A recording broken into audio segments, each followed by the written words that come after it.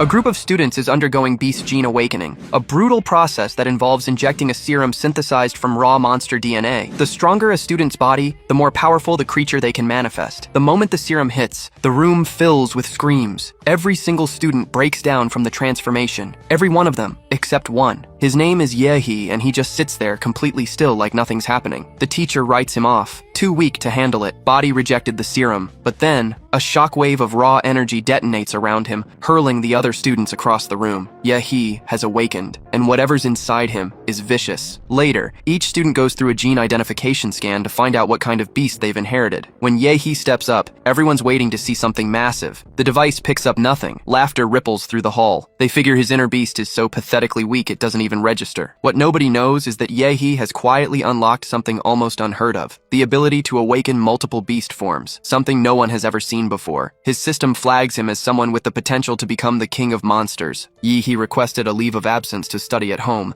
intending to return stronger. The teacher, however, showed no confidence in the boy and advised him to prepare to repeat the year. The boy insisted, explaining that he had awakened a powerful bloodline and promised to do his utmost. Faced with his determination, the teacher finally granted permission. With the leave in hand, Yehi began to map out his evolution plans. He had a sum of money, obtained from selling his house after his parents' death, and his monster, Demora, had many skill points to distribute. He deduced that these extra points came from the serum he had used, so he decided to invest all his money in the substance, considering it a more efficient path to evolution than exhaustive training. Upon arriving at the warrior's center, Yehi was surprised by the sheer number of people who had awakened their own monsters. One of Demora's abilities was the perception of these creatures' auras, and he could feel the presence of them all. Suddenly, a fury originating from his monster began to swell within him, but he was brought back to reality by a touch on his shoulder. It was a girl with remarkable charisma, to whom Yehi revealed his interest in buying the serum. The girl found the request strange, seeing as he was a novice, and warned him about the possible side effects. Yehi was even more surprised, almost fainting when he learned the beginner's vial cost 400,000. Even so, he asked if there was any way to get a discount. In response, the girl gave him her contact information, making the boy very happy. Yehi spent all his money, buying and using a large amount of serum. Feeling strong enough, he decided it was time to explore a secret realm, a type of dimension filled with monsters and classified by ranks from E to S. He headed to an E-rank secret realm, which was completely empty as it had already been extensively explored. Standing before the dimensional rift, he felt that this was the first step toward achieving his ultimate goal. As soon as he jumped into the portal, while walking, he was attacked by a rabbit with sharp fangs. He eliminated the creature effortlessly and discovered it was worth about 1,000 yuan. Unsatisfied, Yehi decided to look for rank 2 beasts, which would be a greater challenge. It wasn't long before a worm appeared in front of him, exactly what he needed to test his new strength. Yehi used his skills to confront the creature, which fired fangs at him. He dodged quickly, but was annoyed to find the attack had torn his expensive jacket. He then realized he couldn't use his full power due to the lack of training in the body he now inhabited. To compensate, he decided to cheat, activating the demonic emperor's bloodline through the Demora. With his amplified strength, he attacked the worm without hesitation and defeated it completely. After the battle, Yehi noticed his sword had been destroyed by the creature's poison, and he felt an intense hunger from expending so much energy on a level 2 monster. Suddenly, a delicious scent caught his attention. The reward was a green magic core that exuded an alluring fragrance. Impulsively, he ate the core and felt his compatibility with the Demora increase. He was shocked to realize that the cores were far more effective at increasing his power than the expensive potions he had bought. Regretting the wasted money, Yehi decided to spend the rest of the night hunting as many monsters as he could. The next day, he left the rift with enhanced compatibility and a few cores to sell, which left the receptionist impressed by the number of rewards the rookie had collected. Sometime later, a group was preparing to explore a rank D rift, but one of the adventurers had been injured. Yehi seized the opportunity to get some extra work and introduced himself as Pasla, using a fake identity since he was underage and couldn't officially participate in missions of that level. The group's leader accepted but instructed him to just observe, stating that the best way to help would be to not get in the way. Thus, the group set off in search of the Bloody Jade Flower, located in an oasis protected by rank 2 monsters. Along the way, they were attacked by demonic rats, but one of the adventurers, named Hood, quickly eliminated the creatures with his daggers, leaving Yehi impressed by his skill. They proceeded on foot, and the leader explained that the noise of an engine could attract the oasis's monsters. Next, he assigned tasks to each team member and reinforced to Yehi that he should remain silent and not interfere. To initiate the plan, a grenade was thrown to lure out the first sand dragon. However, the explosion not only attracted the monster but also caught the attention of a bald, threatening-looking man. Captain Lin Lin defeated the dragon, but a claw immediately lunged at him. Without hesitation, Yi He eliminated the new beast, leaving the other adventurers speechless at his skill and earning the group's trust. After the fight, they collected the dragon's soul essence, which looked like a mango pit. As the captain celebrated the reward and the flower's capture,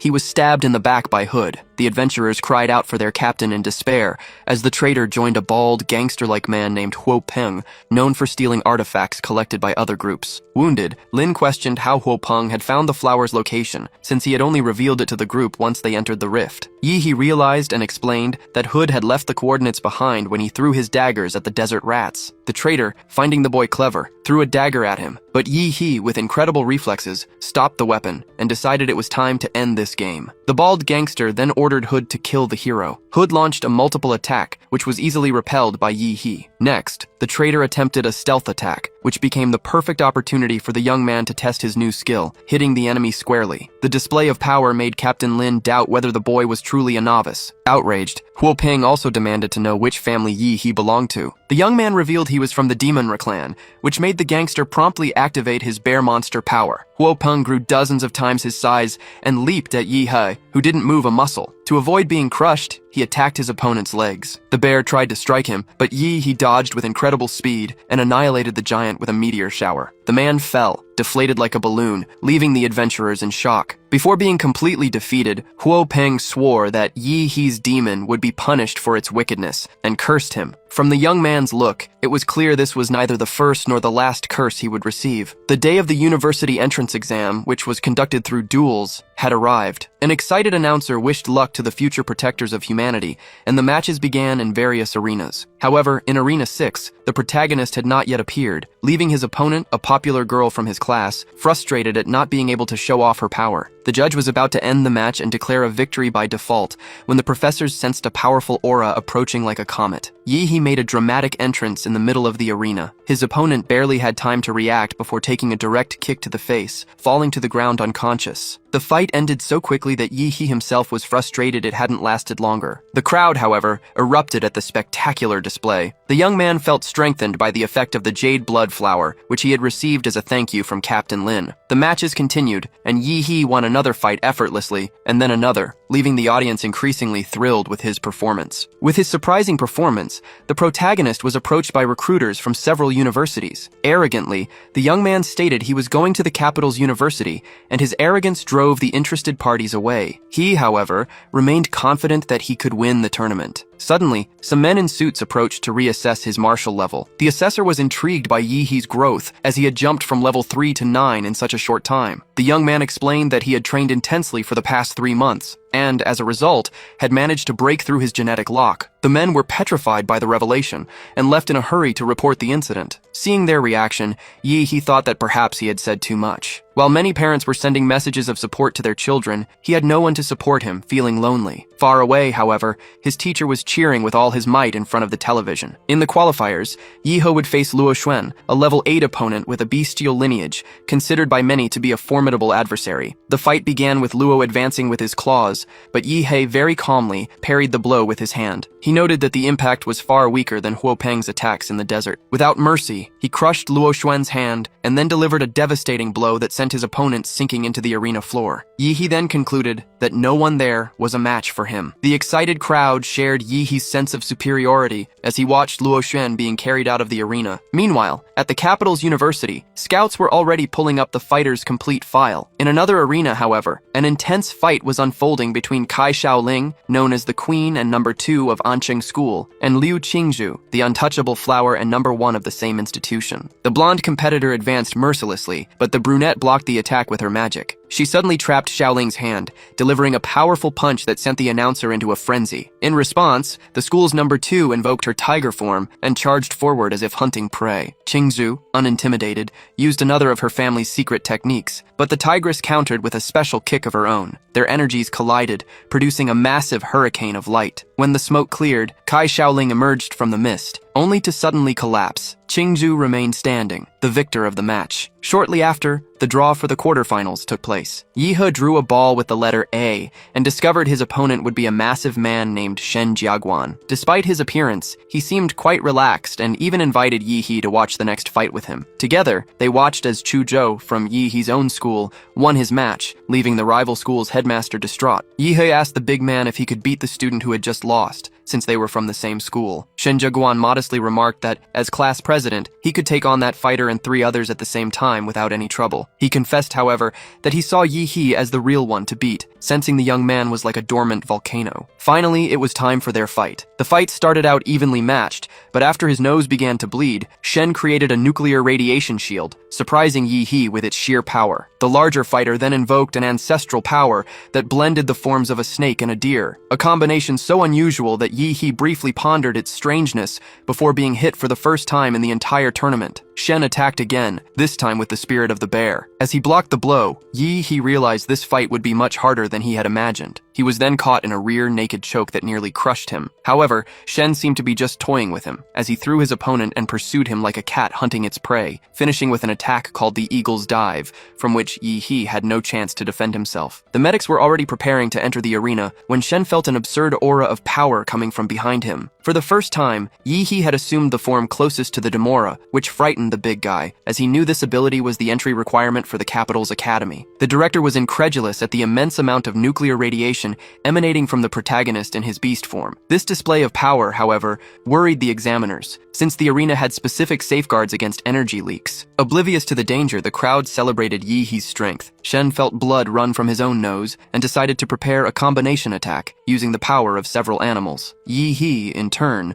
waited for his adversary to approach and counterattacked with full force, nearly tearing off the giant opponent's arm. Fueled by the rage of his transformation, the protagonist decided it was time to strike back. Yi He lunged with his claws but was caught off guard by Shen's block. When the brute got on his back, he nearly crushed him again. The protagonist focused all his strength, but before he could deliver the blow, he was stunned by Shen Jiaguan's surrender. The unexpected surrender left Yi He frustrated, as he couldn't unleash his full power, and he ended up reverting to his original form. The crowd went wild with another of his victories and showed Shen no mercy, quickly creating memes of his surrender to share on messaging apps. While the hero's performance went viral on social media, the director of Shen's academy was furious with the defeat. However, the brute approached the director and warned him to calm down, threatening to turn him into ground meat. Faced with the threat, the older man immediately settled down. With that, the semifinals were set, featuring 3 students from Ancheng, which made the director of the other school very proud. In the draw for the first match, Yi He was slated to face the powerful Liu Qingzhou. The audience was thrilled, as both fighters possessed an enviable beast-like aura. With the arena set for the clash,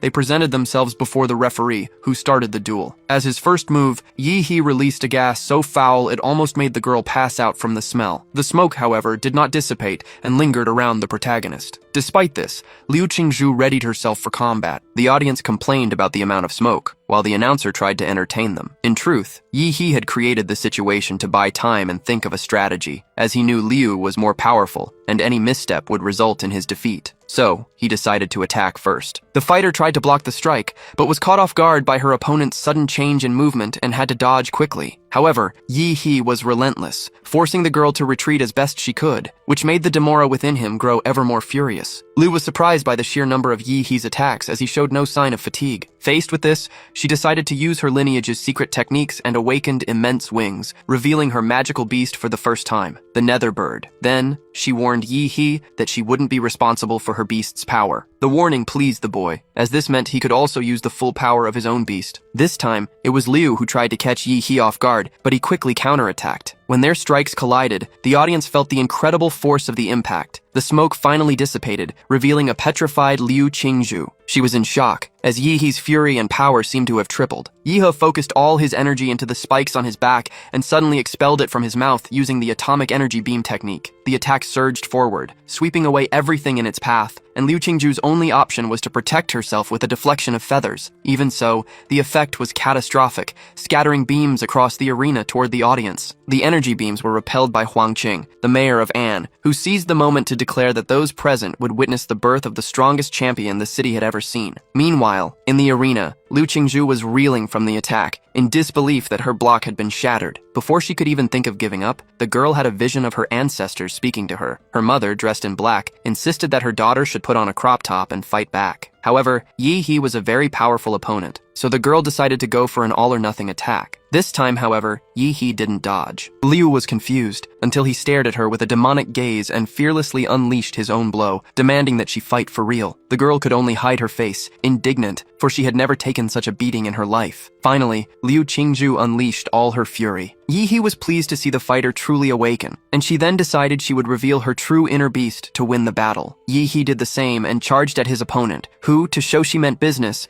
created a tornado and then unleashed a powerful scream she called an atomic breath. However, Yi He blocked the attack and began to focus energy into the spikes on his back. The two then unleashed their ultimate powers once more, leaving the judging panel worried about the outcome of the impact. The sinister mayor stepped in again, creating walls to absorb the energy. Suddenly, the barrier cracked, and the audience was surprised to realize that if it weren't for that protection, they all would have been hit. The man, for his part, admitted to himself that he hadn't expected such strong candidates that year. After the clash of powers, Liu Qingzhu was at her limit, while Yi He seemed unscathed before the girl, who claimed she didn't wish to fight him. Yi He crouched down and replied that he didn't believe a word of it. Liu hesitated, but deep down, she truly wanted to defeat him. Then, Yi He placed his hand on her shoulder and released a powerful surge of energy, which absorbed all the radiation imbued in Liu Qingzhu's body. He confessed that she was the strongest opponent he had ever faced, and hoped that in their next encounter, she would give it her all. And so, the protagonist was declared the winner of the first semi-final. The final duel would be decided between Yi He and Chu Zhou, who were from the same school. To start the fight, Chu Zhou drew an energy sword, while Yi He simply smiled and casually invited him to attack. Chu Zhou took the initiative, but his opponent didn't move a muscle to block. Instead, he unleashed an atomic punch that destroyed all the clones he had projected. Realizing his chances were slim, Chu Zhou invoked his ice technique in an attempt to tire Yi He out. An iceberg advanced across the entire arena, freezing the protagonist. However, the ice soon began to melt, and Chu Zhou was outraged at how easily Yi He broke free from it. Faced with this, he decided to use his most dangerous technique. The clash resulted in a minor injury to Yi He's hand, while Chu Zhou's sword was completely shattered. Without hesitation, his opponent forfeited the match. The crowd went wild, cheering for the winner. Yi He's image spread throughout the city, establishing him as the strongest winner in the history of the entrance exam. In the middle of the arena, the announcer congratulated the protagonist, who made a point of thanking his teacher for believing in him, leaving the man, who was watching from home, deeply moved. From the stands, the principal desperately pleaded to be mentioned as well. To secure a 10 million scholarship, Yi He gave the school some well-deserved promotion. Finally, he took the microphone and thanked himself, stating that if a person doesn't love themselves, no one else will. Suddenly, the system also announced a reward for him for having achieved the goal of becoming the #1 fighter. After the ceremony, Yi He was desperately trying to escape the paparazzi, who were already speculating about his possible relationships with the girls from school. He finally found the empty gym, a quiet place where he could inspect his new abilities. However, his peace was interrupted by a mysterious, detective-like man who congratulated him on his victory. The man introduced himself as being from Huadu College and said he was interested in discussing a problem with the boy's genetic trait, which intrigued Yi He, although he was certain his abilities came from Demora. The man asked if Yi He knew anything about his father's genetic traits and pulled an envelope from his briefcase, revealing a secret about the man he had only known as a simple taxi driver. Yi He learned about the Prometheus project, which dealt with genetic traits, and that after an incident, the researchers involved were forced to hide their identities. He then deduced that his father was one of those researchers, and that he himself was nothing more than an experiment. The man, however, reassured him, stating that everything was under control, and that although Yi He didn't seem worried, the college wanted to protect him. After the man left, Yi He decided to focus on organizing the plans for his bright future. He started the system to discover his new skill model, and was perplexed to find a vortex. From it, a sinister D-rank monster emerged, named the Giant Humanoid. Seeing the new creature, Yi He had the idea of merging his two monsters to become the king of all monsters. Meanwhile, elsewhere, a serious-looking man was on the phone, stating that he would cancel all his appointments. His priority was to find out what happened to his brother, who had disappeared into a rift, and he felt guilty for not having protected him as he had promised his mother. His search gained a new focus when he saw Yi He on television and became interested in the prodigy. Back to Yi He, he received a letter from Chu Zhou, inviting him to investigate a C-rank rift discovered by Huadu. The boy wondered, indignant, why he hadn't just sent a text message. At Red Tree Mountain, several fighters were already watching the new rift form. There, Yi He met Chu Zhou, who noticed that the boy seemed stronger, unaware that he had received a huge power boost. Yi He found out they would both be going to the same college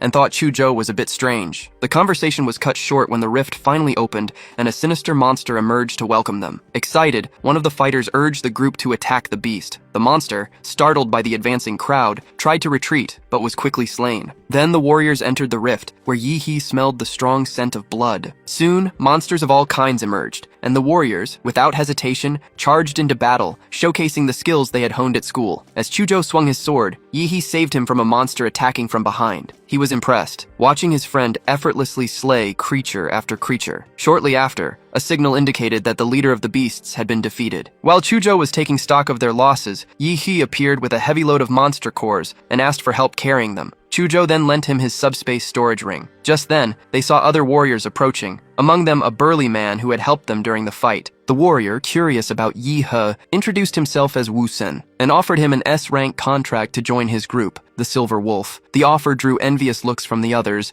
as the group was extremely renowned. Next, a woman riding a tiger from the Chengda group also invited Yi He to join them, offering 15% of their monthly haul. The other warriors reacted with astonishment, remarking on how generous the offer was. However, Yi He refused both offers, explaining that he wasn't interested in working with a group. The leaders accepted his decision and said they would wait for another opportunity. Later, Chuzhou and Yi He climbed to the top of a peak. From there, as the wind blew, they spotted some giants picking what looked like roses, although there were no rose bushes in the area. Yi He commented that he couldn't wait to be strong enough to face them, but Chuzhou wished he would never have to cross paths with those beasts. Finally, Yi He sensed life elsewhere in that world and pointed to a lake, suggesting they go investigate. When they arrived, Yi He recognized Yuli, who was hunting with her group. The girl explained that two of her teammates were diving. Shortly after, one of them emerged excitedly, announcing he had found a relic. Yi He asked about the group's excitement, and Chuzhou clarified that in that area, there were ancient structures that held very valuable items. The diver who found the item, upon seeing the newcomers,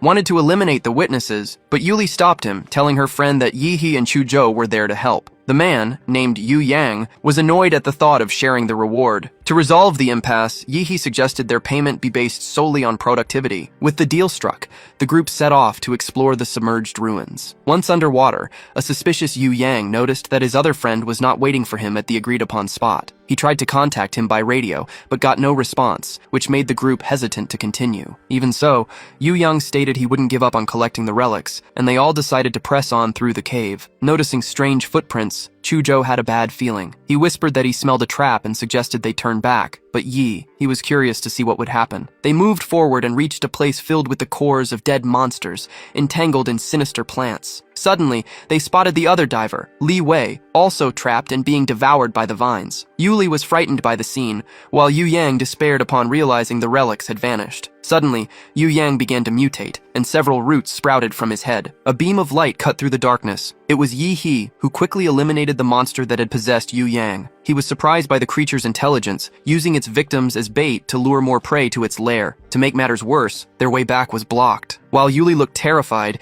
Yi He felt motivated to destroy the enemy. It was then that, from the rocks, another higher-level warrior emerged, determined to eliminate them. Despite the situation, Yi He was already getting used to being pursued. The warrior who had cornered them explained that he had tracked Yi He's footsteps through the radiation left in the realm of the Red Tree Mountains. He revealed he was the one who had blocked the path, seeking to avenge the death of his brother, Ho Peng. Yi He was unimpressed by the man and thought he was talking too much. Uninterested in talking, the enemy launched his attack, but felt his energy being drained by Yi He's demonic branches. In response, he unleashed his full power, causing the cave to start collapsing, much to Yuli's despair. Yi He, however, used his power to hold back the falling rocks, and ordered the girl and her group to leave the area immediately. The adversary took advantage of the distraction to attack with full force, but was stopped by a sword-shaped bolt. It was Chuzhou who had arrived and used his blade to help Yi He. With the enemy momentarily dazed, Yi He seized the opportunity to launch his atomic strike. He then suggested that Chuzhou fall back, as their opponent was extremely powerful. Outside, the other warriors watched the lake churn strangely until Chuzhou emerged alone, leaving Yuli worried about Yi He's fate. Shortly after, however,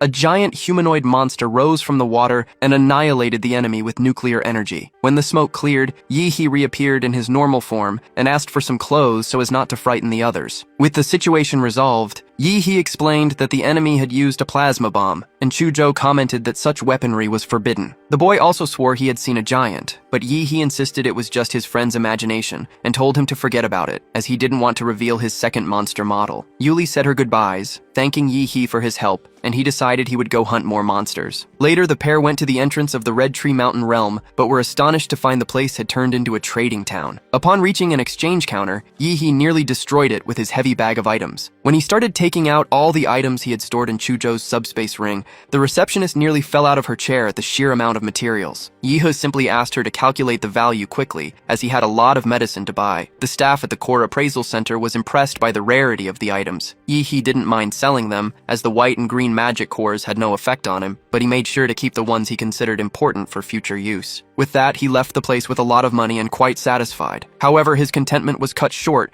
when a car screeched to a halt in front of him. A man named Yutian, the owner of Pinghe Pharmacy, got out of the vehicle and expressed his desire to buy all of his cores. Yi He was curious as to how news about him spread so quickly. He ended up accumulating a bit more money from the sale, but the total amount still wasn't enough to increase his strength as he wished, as the creature accompanying him had a rather demanding diet. Faced with this, he came up with an idea to meet his needs and decided to focus on learning martial skills. Yi He then went to visit the school director, who received him with much praise and formality. Being equally cordial, the young man offered a medicinal wine to the older man, who was delighted with the gift. Yi He took the opportunity to ask for the director's help, requesting a recommendation for someone who could teach him martial arts, as he needed to get stronger. The man readily agreed to help the young man. The next day, as he was getting out of a hot bath, Yi He was surprised to be informed by the director that the Liu family had offered to teach him. Meanwhile, in another part of the city, a motorcycle was speeding through the streets. The young blonde woman on the back was impressed by the skills of the rider, a young man named Jai. Unexpectedly, Yi He pulled up alongside them on his bicycle and warned him about his speeding. Ji was shocked as the young man had appeared out of nowhere. To show off, he decided to accelerate even more, leaving Yi He behind. However, Yi He used one of his skills and injected a powerful energy into his bicycle, effortlessly overtaking the modified motorcycle,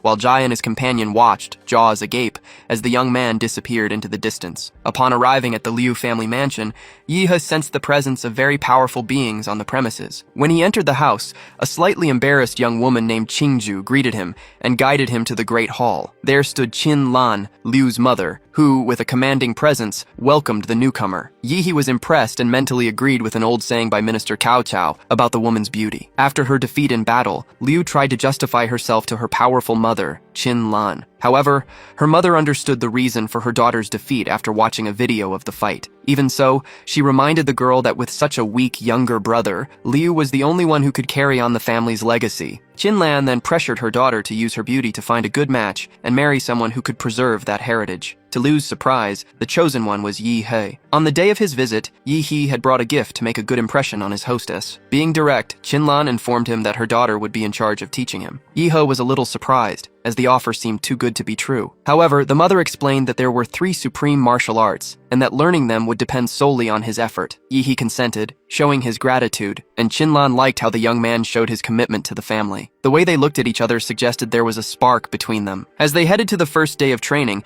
Yi He asked Qingju why she was avoiding him, but the girl denied it. He moved closer to her to see if she was telling the truth, but she promptly moved away, as the temptation was strong. They stopped before a special gate that led to the secret realms, and Yi He felt the urge to punch the structure, out of sheer curiosity. Qingju allowed it, though she found his attitude rather strange. Without hesitation, Yi He prepared to strike the massive rock. The scene reminded Qingju of the fight they had. However, the punch failed to chip even a sliver off the gate, which drew a light laugh from the girl. Qingju guided Yi He into the pavilion, explaining that each fighting style required an identification card. He wanted to know about the supreme martial arts, but she thought it best to start with the basics. Faced with his insistence, Qingju opened a black stone door where these arts were kept. She explained that her family had been protecting those skills for generations. Next, they observed the chests that contained the teachings. Qingju revealed that to learn the martial arts, one had to feel them as if they were alive. Yi He, however, didn't pay much attention to the explanation, eager to start learning everything. So Qingju opened one of the chests. To his surprise, Yi He noticed that inside there wasn't an instruction manual but a statue. Yi He began to understand what it meant to feel the martial mark. Qingju explained that the secret of the ancient masters was the ability to infuse this mark into any object. She then challenged him to recognize them on his own, stating that if it were his destiny, he would be able to learn them by himself. Not knowing exactly what to do, Yi He lay down before the statue, hoping to receive some kind of divine sign. Meanwhile, Qingju was watching him through a security camera. It was then that the system blessed him with a spiritual body. Immediately, a spirit emerged, declaring that only a true man could learn its techniques. The hero was petrified when he realized the figure was identical to the statue. The spirit proposed a deal. If Yi He protected Bodhisattva from the evil spirits, he could learn one of its skills. Yi He realized that the rain that began to fall was the sign that the test had begun. He then unsheathed his sword before the demons and prepared to prove his worth, striking at the advancing spirits. Meanwhile, the spiritual being watched the fight, thinking the young man was just another fool who would be easily defeated. However, it was surprised to notice that the evil spirits couldn't even touch him. He understood that the system was protecting him in that spiritual world and was pleased to have an invincible body there. The statue's spirit tried to understand how the young man was unaffected by the martial marks effect, but Yi He simply explained that he was a very diligent student. The ancestor decided to fulfill its promise and grant him a skill that was inside a well. However, as it began to explain the evil in the flesh technique, Yi He jumped into the well without waiting to hear what the spirit had to say. The spirit was shocked by the young man's audacity, but it understood that he was different. It remembered that when it too was a hero, it lived dangerously, using that same technique to destroy S-rank monsters. However, with continuous use of the skill, it had slowly gone mad, causing the deaths of many people around it. For that reason, it decided to die, transferring its martial mark to the statue. The evil spirits, however, had followed it, and only by defeating them could someone become worthy of using the evil in the flesh skill. In the control room, a mother and daughter were watching Yi He's performance. Qingju was dumbfounded, as his body in the physical plane was already showing signs that he was completing the first test. However, Qingju found it strange. The young man, who at first wore an expression of satisfaction, was now in unusual agony. Qinlan explained that in the final days of his life, the girl's grandfather had tried to absorb the statue's abilities, and having failed was severely injured. Suddenly, she was startled to see the boy wake up peacefully on the ship after the test. Qingju was happy, as he seemed fine. Yi He felt grateful to the statue for entrusting him with the responsibility of discovering the truth about the secret realms. Even though he had cheated on the test, he was satisfied to obtain the evil incarnate skill, which practically doubled his power. Mother and daughter went to the chamber, and Qinlan was intrigued by the speed with which the boy had accomplished such a feat. In response, Yi He decided to give a small demonstration of how to use the skill, leaving Qingju awestruck by the aura the power projected around him. Her proud mother was nearly moved to tears. Qingju asked if Yi He wanted to learn any other techniques, but her mother inwardly disapproved of her daughter for offering the family's treasures so easily to the young man. Noticing the older woman's expression, Yi He decided to stop there. Qinlan then offered the boy one of the family's cars, but he thought a motorcycle would be more interesting. Meanwhile, Ji was walking back through the mansion, eager to meet the strong man who would help the family, and hoping never again to run into the man on the bicycle he had seen earlier. His walk was interrupted when Yi He sped past him on a motorcycle, nearly sending him spinning. Jai was startled to recognize the young man on one of his motorcycles. Back home, Yi He was eating his cores in sauce, increasing his attributes. Because of this, he decided to upgrade his giant monster model to make it even bigger. However, upon ingesting the plant cores from the demonic branch, a genetic mutation became available for Demora. Yi He grew thoughtful, pondering whether or not to enable the mutation, but decided to take the risk to see the result. The genetic modification was initiated, with the promise that as soon as Demora reached 100% of the wild trait, it would transform into the star of the universe. Yi He was overjoyed with the evolution, until a light from outside the window interrupted his good mood. The military was all over the street, putting Yi He on alert for a possible invasion of his apartment. He tried to dismiss the idea, as the body's previous owner rarely had visitors, but then he suddenly saw a strange woman appear on his windowsill. The intruder looked annoyed that she had failed to make a surprise entrance. With little patience for pleasantries, Yi He pointed his finger at her. Outside, the police had found who they were looking for, but the man was unwilling to hand over the golden gene. He decided to sacrifice himself to cover for his partner, Yao Mei, but she ended up falling beside him, looking like a comet. Her companion Zhou Yi thought she was so burned she looked like a piece of charcoal. Even so, the woman reported that she had already completed her mission. Then they set off a smoke bomb and fled through the sewer. Just when the pair thought they had escaped, Yi He appeared, demanding to know why his home had been invaded. Zhou Yi was outraged that they had been discovered. Meanwhile, Yi He scanned his enemies' auras and, eager to test his new ability, attacked them. The man had no time to defend himself, and the armored woman's eyes widened at Yi He's technique. In response, her partner transformed into a rhinoceros and, in a show of strength, charged forward to gore him. He was starting to enjoy the situation when the woman tried to attack him from behind. He repelled her with a flick of impressive force and told her to leave. Frustrated by his partner's failure, Zhou Yi became furious and charged at Yi He with everything he had. As he counterattacked, Yi He didn't expect the enemy's defense to have increased so much. With that, the rhinoceros monster felt ready to finish him off. However, Yi He had escaped the monster's line of sight and suddenly reappeared, transformed into an imposing creature that brutally overpowered the rhinoceros. The sight made Yao Mei regret confronting him, but she didn't back down. Using a molecular wire, she wrapped it around the giant's neck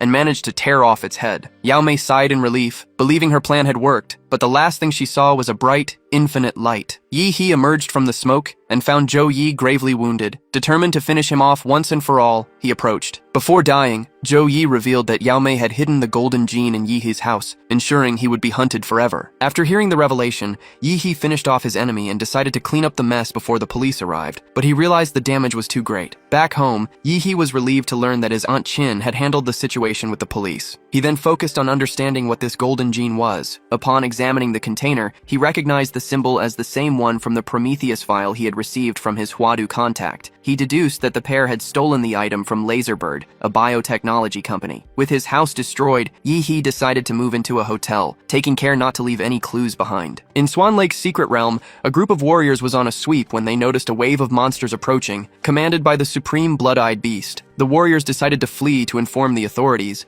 but the creature did not intend to let them escape. It let out a scream that hurled stones, crushing the men before they could finish their distress call over the radio. The beast then sent all its monsters toward the rift. When the news reached the population, they fell into despair, and the military rushed to the scene as quickly as they could. Meanwhile, the authorities summoned all available warriors to the battle. Worried, the mayor wished that Huadu would send a master to assist them. However, the organization in the neighboring city was also under attack by S-rank monsters. Therefore, An's politician could only rely on his own forces to protect the territory. Yi He was training with Chuzhou when they both received the alert. The pair then decided to join the defense. Meanwhile, Lu Qingzhu was forbidden from joining the battle by her mother, who cared more about the family's legacy. Frustrated and indignant, the girl left the room. Qin Lan then ordered her housekeeper to prepare the family's evacuation to another city. She also instructed the housekeeper to send a message to Yi He, believing the time had come to test the young man's loyalty. On that day, even the veteran warriors gathered in the secret realm to defend their city. With strength and determination, they guided the younger ones against the enemies. Meanwhile, the armed forces positioned themselves strategically at the entrance of the rift,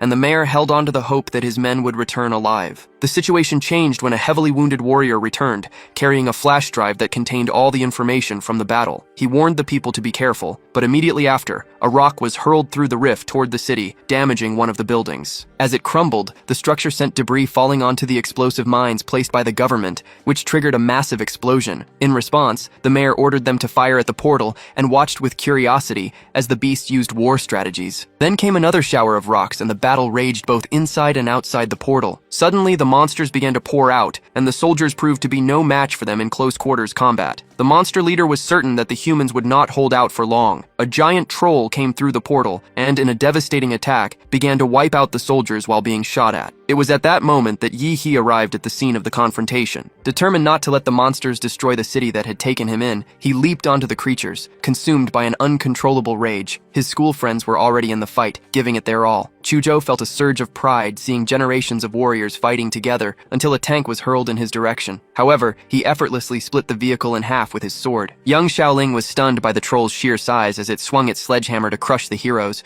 but its blow was blocked by the arrival of Yi He. The newcomer positioned himself over the monster's mouth and attacked, driven by the creature's unbearable breath. Seeing this, Luo Xin thought the beasts were fighting each other, but Chuzhou corrected her, explaining that the smaller one was the city's most promising young man and their greatest hope for victory. Then, Yi He ordered his friends to handle that sector and left to help other humans, until he identified the area with the highest concentration of beasts. Elsewhere in the battle, as their rifles proved ineffective, the soldiers charged with bayonets, but were stopped by the tusk of a mammoth-like monster. A soldier pleaded for a retreat, but the captain ordered them to press on, bravely cutting down a monster with his sword. It was then that everyone saw the spirits of Yi He's technique materialize in a terrifying display, voraciously enveloping the monsters as he attacked with other abilities from the Demora. On the other battlefronts, the warriors realized the monsters were trying to surround Yi He, so they decided to go to his aid, recognizing that he was the only one who could save the city of An. The protagonist was already wreaking havoc on the monsters, while the mayor was also doing his part with his walls. He knew, however, that the war would only end with the elimination of the leader. At one point, a monster managed to break through his defense, but it was easily struck down. However, a huge beast emerged from the portal. The mayor identified it as a high-level crocodile and concluded that the monster leader was on its way. He then faced the creature, unleashing his most potent powers but was met with earthen spikes that destroyed several city blocks. Luckily, the mayor knew that species of monster well. Noticing the creature hadn't fully emerged from the portal yet, he decided to launch another quick attack. However, the animal was resilient and managed to adapt to the situation. Suddenly, the mayor found himself being stalked by bloodthirsty eyes and was caught by an ape-like creature hidden among the spikes. The monster, determined to wipe out humanity, smashed the mayor into the ground. But before it could deliver the final blow, the monster felt an explosion in its hand, for the mayor would not surrender so easily and had fired another special attack against the beast. However, the ape did not move, certain that humanity could never match its power. It ordered the mayor to bow, but was surprised to find that the man showed no fear. Then, the mayor pulled another trick from his sleeve, trapping the monster lord in rings of light. Outraged at having fallen into the trap, the ape refused to surrender. Even as the rings drained its energy, it swore that as soon as the mayor's power ran out, it would kill everyone without mercy. In response, the man revealed a star-shaped scar on his chest and pulled out his own heart, which contained a device designed to obliterate all enemies. The ape thought the mayor was just bluffing. However, Huang Qing, upon being elected, had promised to protect the city at any cost. Fulfilling his promise, he blew himself up, creating a fiery mushroom cloud in the midst of the battle. Both the soldiers and the warriors present acknowledged the mayor's sacrifice. Everyone watched the explosion as if they were at the funeral for the greatest hero of the city of An. The explosion had almost completely destroyed the monster, but what was left of the creature threatened to recover and return to kill them all. However, the battle was not yet over for Yi He. The protagonist prepared a nuclear attack with his giant mech, which left the opponent in a pitiful state. Then, Yi He's Damora attacked again, hurling the enemy several meters back. Despite the damage, the creature still had the strength to charge at the protagonist. Even torn to shreds, the powerful foe managed to damage Damora's fist. However, the monster realized it stood no chance and tried to flee. Determined to avenge the mayor's death, Yi He wouldn't let it escape and unleashed the Radiant Pulse, destroying the creature once and for all. Despite the previous blow, Yi He sensed the ape was still alive and camouflaged somewhere. A wave of regret washed over him for not arriving in time to help Mayor Huang Qing. Then, he spotted the creature's tracks on the ground and hit it with a blast of nuclear energy. However, the great ape still had the strength to conjure a sphere of fire, charging at him with all its remaining energy. Yi He blocked the strike and finally shattered the monster. A moment later, though, he felt something daze him. He noticed several hands emerging to carry the creature's body, and to his surprise, realized that hands were also beginning to sprout from his own joints. Realizing it was an enemy technique, Yi He raised his body temperature to over 1,000 degrees, beginning to incinerate the hands that held him. Meanwhile, the ape's body was already near the entrance of a rift when a bizarre head emerged to guide the hands, shielding them before Yi He's power could reach them. Faced with the scene, Yi He watched, wondering if that might be the true form of the Ape Lord. The monster's scream still had Yi He dazed, but he wasn't about to show any mercy after the havoc they had wreaked on the city. Gathering his power, he unleashed a devastating beam, and everyone around watched as both the monsters and the rift vanished completely. As paramedics began to tend to the wounded, Chuozhou knew that with such heavy losses, this could hardly be called a victory. In the crater where the rift once was, Yi He was recovering and realized that, despite his monster's power, it was no match for a sovereign beast like the monkey. Faced with this realization, he decided he needed to gather as many cores as possible to fuse more monsters and achieve ultimate power. A month after the massacre, a statue of the mayor was erected in the city square. News circulated of numerous attacks taking place across the country, including the confirmed death of Fu Musheng, the kingdom's greatest martial artist. Genuinely worried, Yi He decided to ask his aunt, Qinlan, for help. The woman, who was resting peacefully, presumed he wanted access to the family's other Xuanhuang manuals, but the young man clarified that he only needed help collecting plant cores. Since those lord-level cores cost a fortune, Qinlan wanted to know what she would get in return. Yi He then promised to help Liu Qingju take the top spot at Huadu College. Still, Qinlan decided to test him, underestimating his ability. Aware of his importance to her, Yi He vowed that he would serve the Liu family forever should he fail in his promise. At such an offer, his aunt was so thrilled that she even lifted her foot and accepted the daring proposal. Yi He went to the hospital to visit the wounded warriors, but upon arriving, he was surrounded by a crowd trying to get close to him. At Chuzhou's bedside, he joked with his friend, who was so bandaged up he looked like a mummy. Luo-san was also in the same room, but Yi He didn't remember the young man he had fought in the tournament. Luo-san had lost a leg during the invasion, but was handling the situation well, which earned him Yi He's respect for his bravery. Suddenly, Yi He's cell phone rang. It was a call from Wang Tao, from the college admissions office. Before this, the school principal had been angry because Yi He had blocked the number of an important person from Huadu. Upon answering, Yi He was informed by Wang Tao that a train would come to pick him up in a few days. Chuzhou also received a call from the college, while Luo San felt frustrated for not having secured a spot at a top-tier university. In the days that followed, Yi He continued to visit the battle site to train. The explosion had created a curtain of smoke that wouldn't dissipate, and training there significantly increased his compatibility with the abode. However, he had to stop his training, as the day to leave for college had arrived. At the station, Chuzhou was already waiting for the train when Yi He arrived, his appearance causing a stir among the people present. His friend noticed that he seemed to have grown even stronger. The train departed, leaving the city of An behind. During the journey, Yi He sized up the other passengers to gauge their power levels, concluding that only about 5 of them could face him in an initial confrontation. Unexpectedly, the college train became the target of unknown attacks. In the face of the attacks, the freshmen grew confused and worried, uncertain whether it was a test or a real threat. Yi He, who had been trying to rest and regenerate, decided to investigate. At that moment, the freshman Zhou Jingxian appeared, gravely injured, warning that the first cars had already been attacked. However, another student with a lion's mane of hair, named Yan Zhengxion, demanded more proof of the attack. Several other freshmen agreed with him and decided to follow him toward the front of the train. The injured student, who recognized Yi He, mentioned that Liu Qingju had asked him not to advance no matter the cost. Yi He was surprised by this information. The young man continued,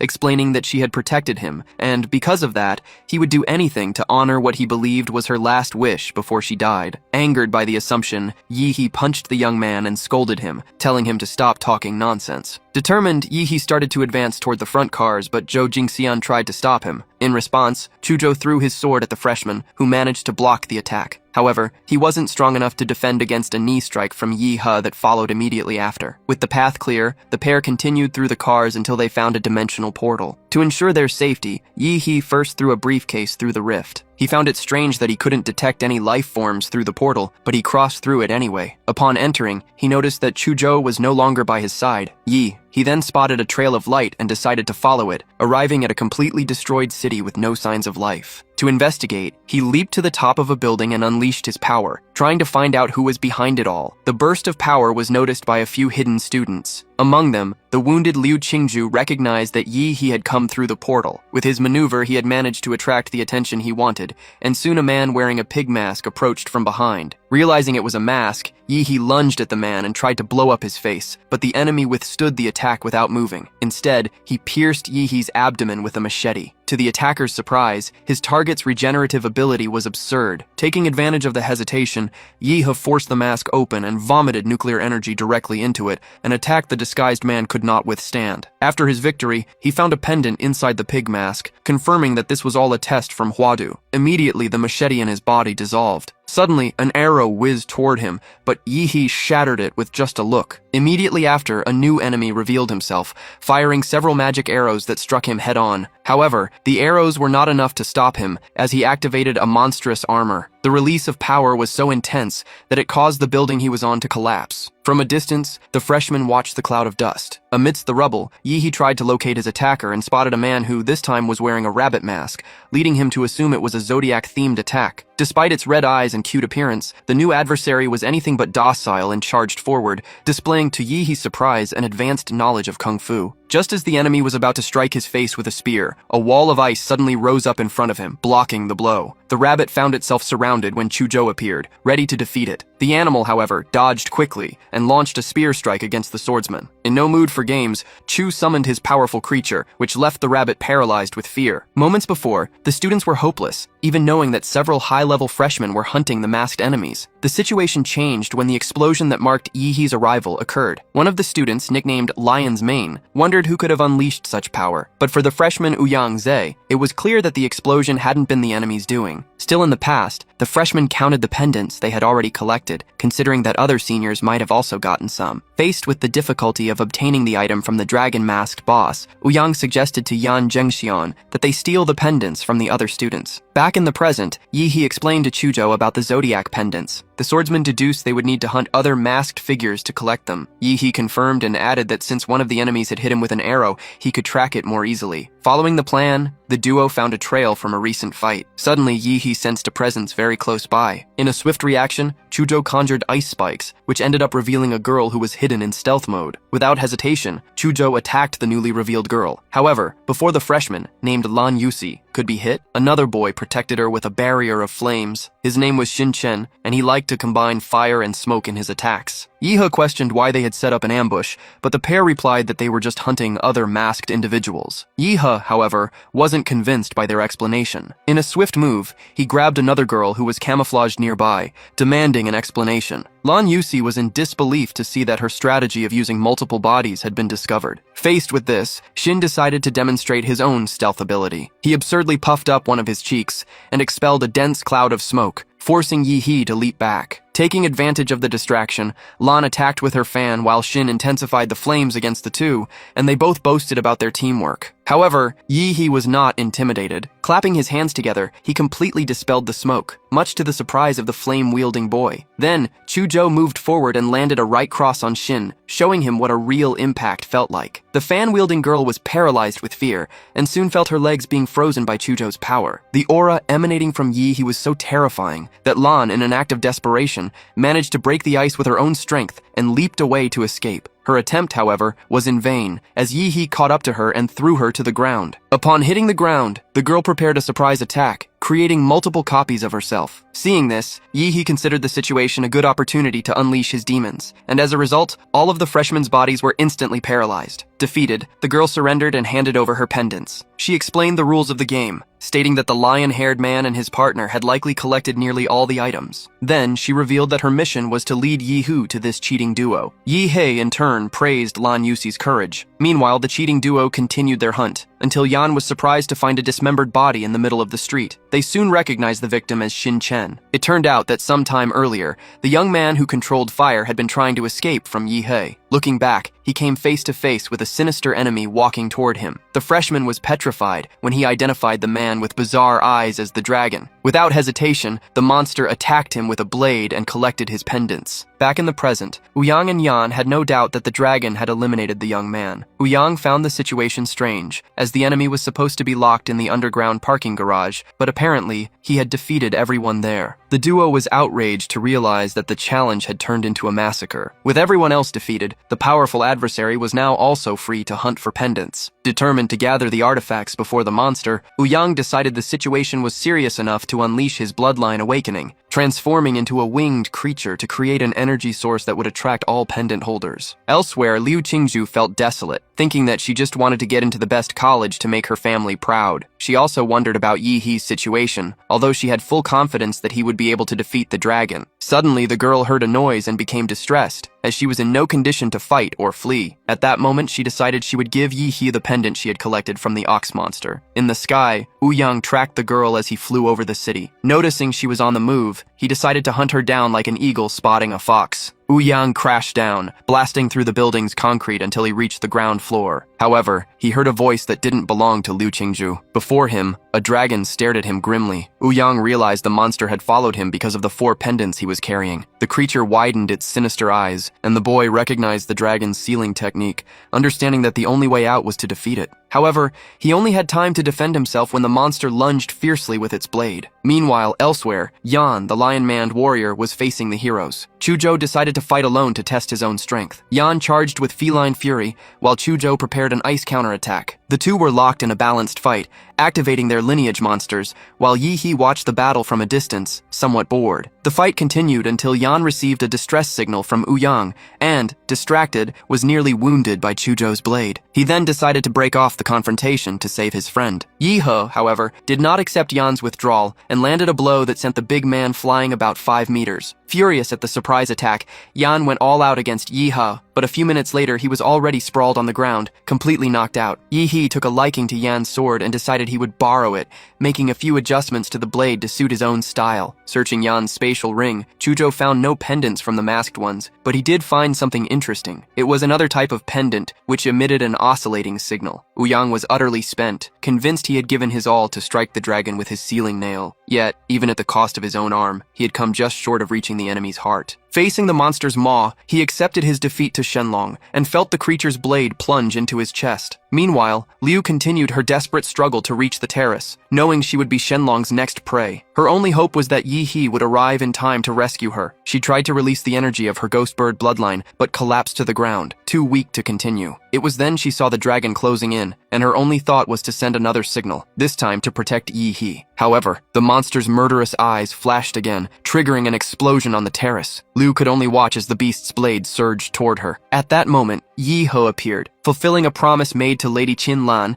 and struck the monster with a force that made the building tremble. Yi He told Liu to flee to the east, where she would find support. The dragon then turned to the newcomer, who noticed the nail still embedded in the creature's chest. The battle between them began, and Yi He was pleased to face an opponent of such caliber. The dragon went berserk, and from Yi He's expression, it was clear he was caught off guard. In response, he unleashed his atomic power and equipped himself with the Demora armor. The blast shattered part of the dragon's mask, but Yi He noticed that the enemy's attack power had increased. Suddenly, the creature snapped Yi He's borrowed sword and then struck him from behind. However, he managed to catch the blade with his teeth, clenched his fist, and delivered a powerful uppercut that the double-eyed being felt with full force. Yi He seized the opportunity to strike all of the creature's vital points, as it was already weakened by Ouyang's nail. The dragon dropped its sword, ready to fall. It was then that Yi He delivered his finishing blow, which transformed into an immense tornado. The immense tornado had been produced by Lan Yuxi's fan, which Yi He had also borrowed, but he didn't stop there, as his intention was to strike the creature's face to ensure a humiliating end. With all his might, he unleashed a barrage of powerful blows against the weakened opponent,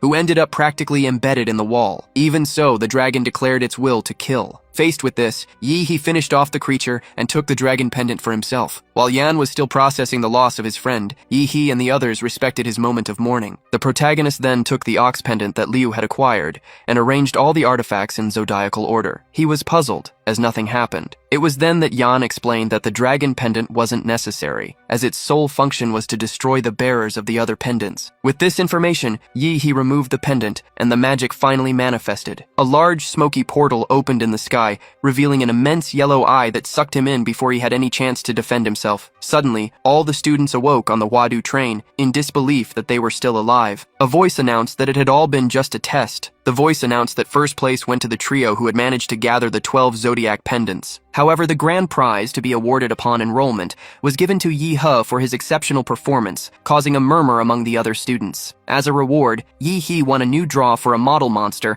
and acquired a level 13 summoned vampire. While Yi He was pleased with his new acquisition, he was approached by Ouyang, who was accompanied by Yan. Ouyang asked if he had won the fight against the dragon, and Yi He confirmed that he had not only won, but also killed the enemy. Ouyang then revealed that he intended to create a new club at the university and wanted to appoint Yi He as president. He explained that he hoped, for the first time, to break the tradition of the top freshmen and the club president always being students from Huadu, which made the other students on the train very excited and confident. Despite the general excitement, Yi He stood his ground, stating that he preferred to go his own way. Even with the refusal, Ouyang handed him a card, sealing the beginning of a possible future partnership. When the train finally arrived in Huadu, Yi He was impressed by the size of the city. An assistant guided the students through an exclusive passageway, where they came across the ship that would transport them to the college, leaving everyone speechless. On board, Yi He approached Liu and poked her, but the girl reminded him that her mother didn't want her to get too friendly with him, even though they were technically engaged. She then warned him to control himself, or else he might lose a finger. Yi He, however, just wanted to know why they needed a ship, and Liu explained that the college was in the sky. And so, they took off towards the city in the clouds. During the journey, the ship passed through an electromagnetic net,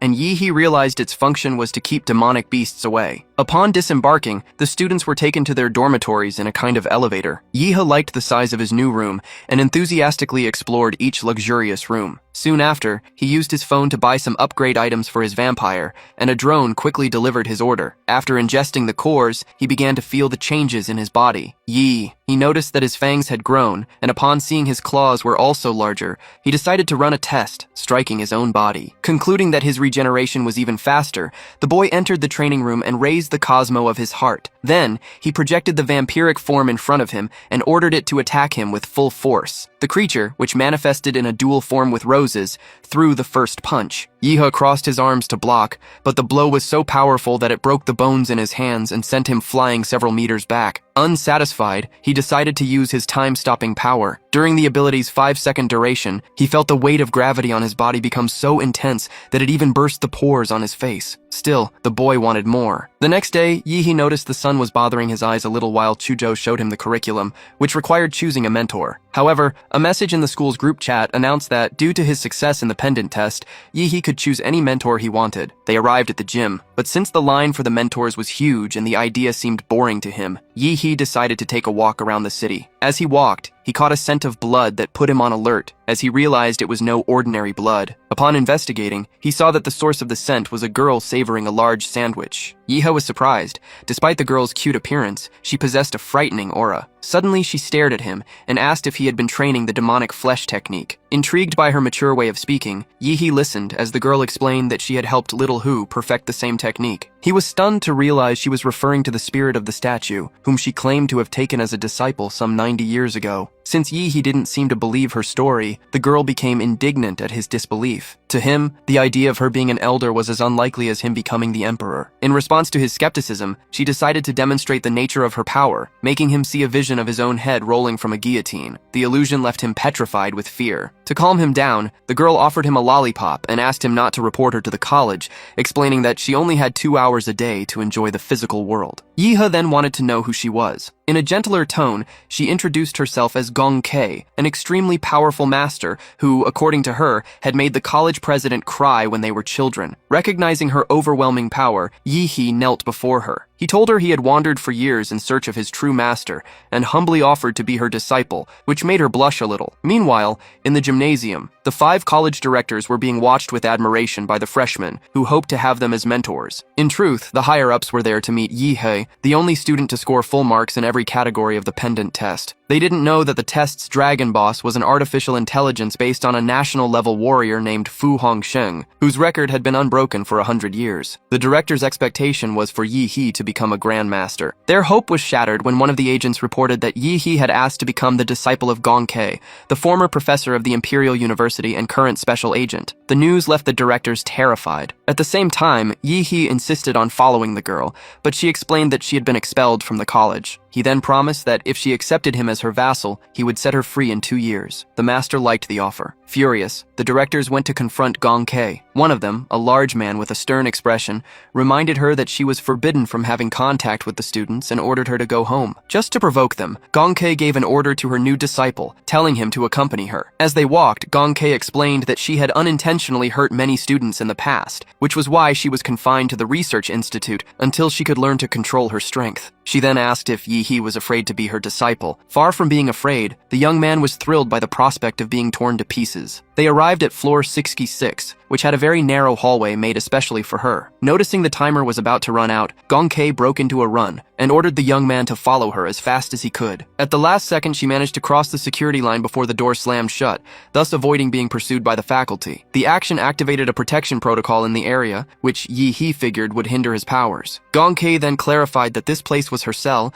and showed him the 3-story house, equipped with the best of everything. Meanwhile, President Shi Jingwen was calming the directors, defending Yihe's decision. He argued that their mission was to train someone capable of protecting humanity, and for that reason, they should allow the young man to train with her. On his monitor, the president was tracking the odds of Yihe surviving his time with Gong Kei, but he considered that the boy should be prepared to die, and that staying with her would be excellent training. His wish was for the new generation of warriors to be ready for the new world as soon as possible. Back in the cell, Yihe began to train with his new master, who wanted to assess his power level. She started with a stretch, and as soon as Yihe took his combat stance, she attacked his vital points directly to demonstrate the intensity of her methods. In response, Yihe activated his monstrous lineage. However, Gong Ke simply dodged the attack and completely enveloped his armor, causing him excruciating pain. After his master's strike, Yihe returned to his normal form, which made Gong Kei feel alive again again as she got to taste a little blood. In response, Yi He decided to go all out, revealing a new type of monster. The display of power made Gong Ke even prouder of her disciple, and she decided to take the fight seriously. Gong Ke attacked the humanoid monster, which Yi He promptly enhanced into an armored form. Unfazed, she tore through the armor as if it were paper, much to her disciple's astonishment. When his master leaped onto the giant, Yi He activated the armor's spikes for protection, but she surprised him by creating an illusion to chain him.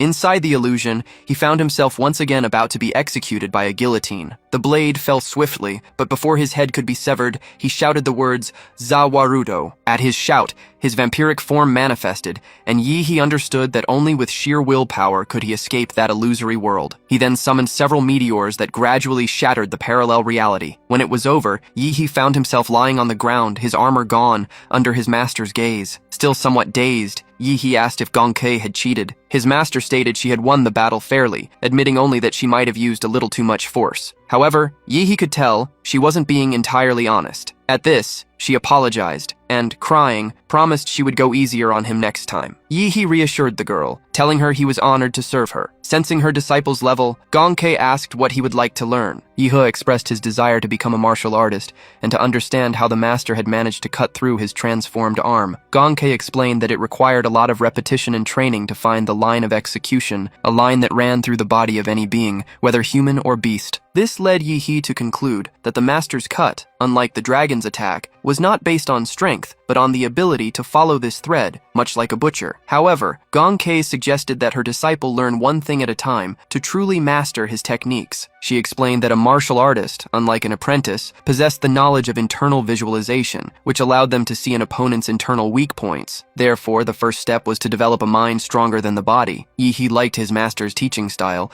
as upon acquiring the vampiric model, he had already increased his mental strength with the power of Zawarudo. Next, Gong Ke told him there were 4 categories of martial arts techniques, divided into Heaven, Earth, Mystic Yellow, and No Level. She detailed that the lesser universities taught the No Level techniques, while at Huadu Academy, they practiced those of the Mystic Yellow level. Curious, Yi He asked about the Heaven and Earth techniques. Gong Ke told him they were relics from secret realms and ancient ruins, and that only 10 of them existed in the world. Although the Imperial University possessed one, he still lacked the strength or permission to approach it. However, she revealed that he could learn a secret Earth technique known as the Killer Bodhi Heart Sutra, the same one that inspired Huzinho to create Evil Incarnate. The prospect left Yi He extremely excited. Gong Ke then took him to another reality, one of pure killing intent, as she admitted she loved to see blood splatter. That night, after class, Chuzhou was walking through the city when he spotted Yi He and approached to talk to his friend. Unexpectedly, he felt a blade pressed against his neck and immediately prepared for combat. It was then that he noticed Yi. He was enveloped in a sinister aura that made him almost unrecognizable. A few hours earlier, in the illusory realm, Yi He was being attacked by zombies, but could only use a blade to defend himself. The goal was for him to instinctively learn the line of execution. At one point, he was overwhelmed and fell amidst the undead. His master, Gong, was impressed with her student, having never seen anyone with such mental fortitude, and she supposed the boy could truly be humanity's hope. After the arduous day, Yi He was taking a shower when he received a call from Liu Qingzhu. She informed him that the packages sent by his mother were already in her room. When Yi He said he would pop over to get them,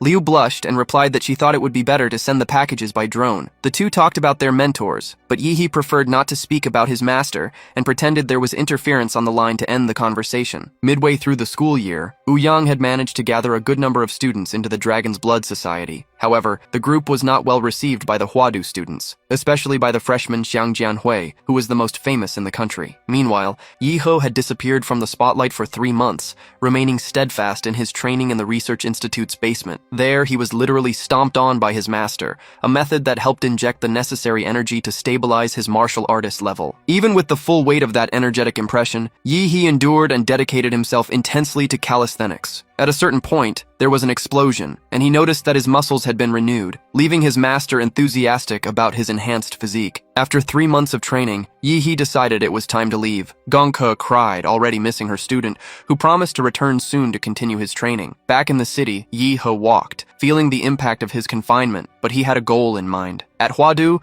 extracurricular missions to maintain security were worth a lot. So, he went to the activity center to pick up a mission and see his friend Chuzhou, who was happy to see him. Chuzhou revealed he had become a martial artist and was curious about how much Yi He had improved since they last saw each other. He wondered if Yi He could now defeat Xiang Jianhui, who had beaten Ouyang Zhe in just 10 minutes. A short time later, Qingzhu joined her friends. Remembering her mother's teachings, she moved in to give Yi He a kiss, but he felt a little hurt that she hadn't greeted him first. Realizing he had misunderstood the gesture, Qingzhu turned away, slightly frustrated. The trio headed to the large screen where the most popular missions were displayed. While Yi He analyzed the possibilities, Qingzhu suggested 3 options that would suit the group's skills. She explained that the tasks were classified into 5 levels, but freshmen could only accept missions up to level 2. However, Yi He had a privilege card granted by his master, which authorized him to take on more daring missions. Qingzhu wanted to know where he had gotten that card, but Yi He didn't answer. After reviewing the options, they decided to accept the most difficult one, which offered the greatest reward. The receptionist at the mission center, however,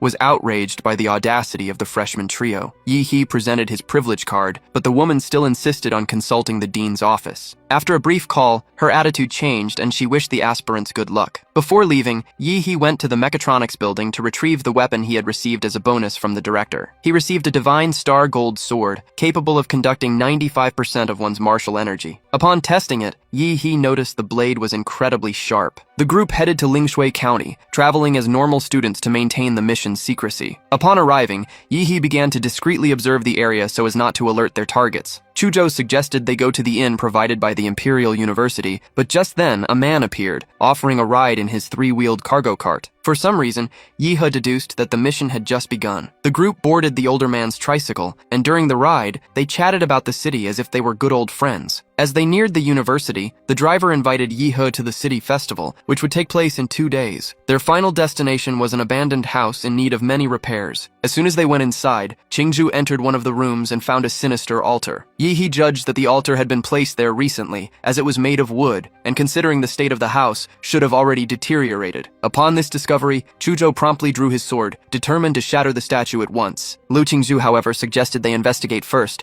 as the altar might hold important clues. The girl then pulled away the cloth covering the statue's face, and one of the monument's eyes glowed mysteriously, which also intrigued Yi He about the object's demonic nature. Without hesitation, Chuzhou struck the statue, which began to leak a black liquid. To prevent the entity from escaping, Yi He activated his ability, while Chuzhou used his sword to seal the multi-headed demon that was emerging. Qingzhu was impressed by the scene, until she felt a hand on her shoulder. It was just Yi He, who, noticing the girl was being affected by a psychic power, injected a bit of his own willpower into her to protect her. He deduced that the city's anomalies were related to the statue, and instructed his friends to watch over the sealed monster, as he would go after the old tricycle driver, whom he considered suspicious. Meanwhile, at a local Buddhist temple, the old, toothless tricycle driver was received by one of the priests. He was then guided to a large gate to speak with the head monk about the county's recent strange occurrences. However, as the monk's voice echoed through the corridor, the priest guiding the old man sensed someone's presence and transformed into a lizard-like creature. The elderly man, named Genshing,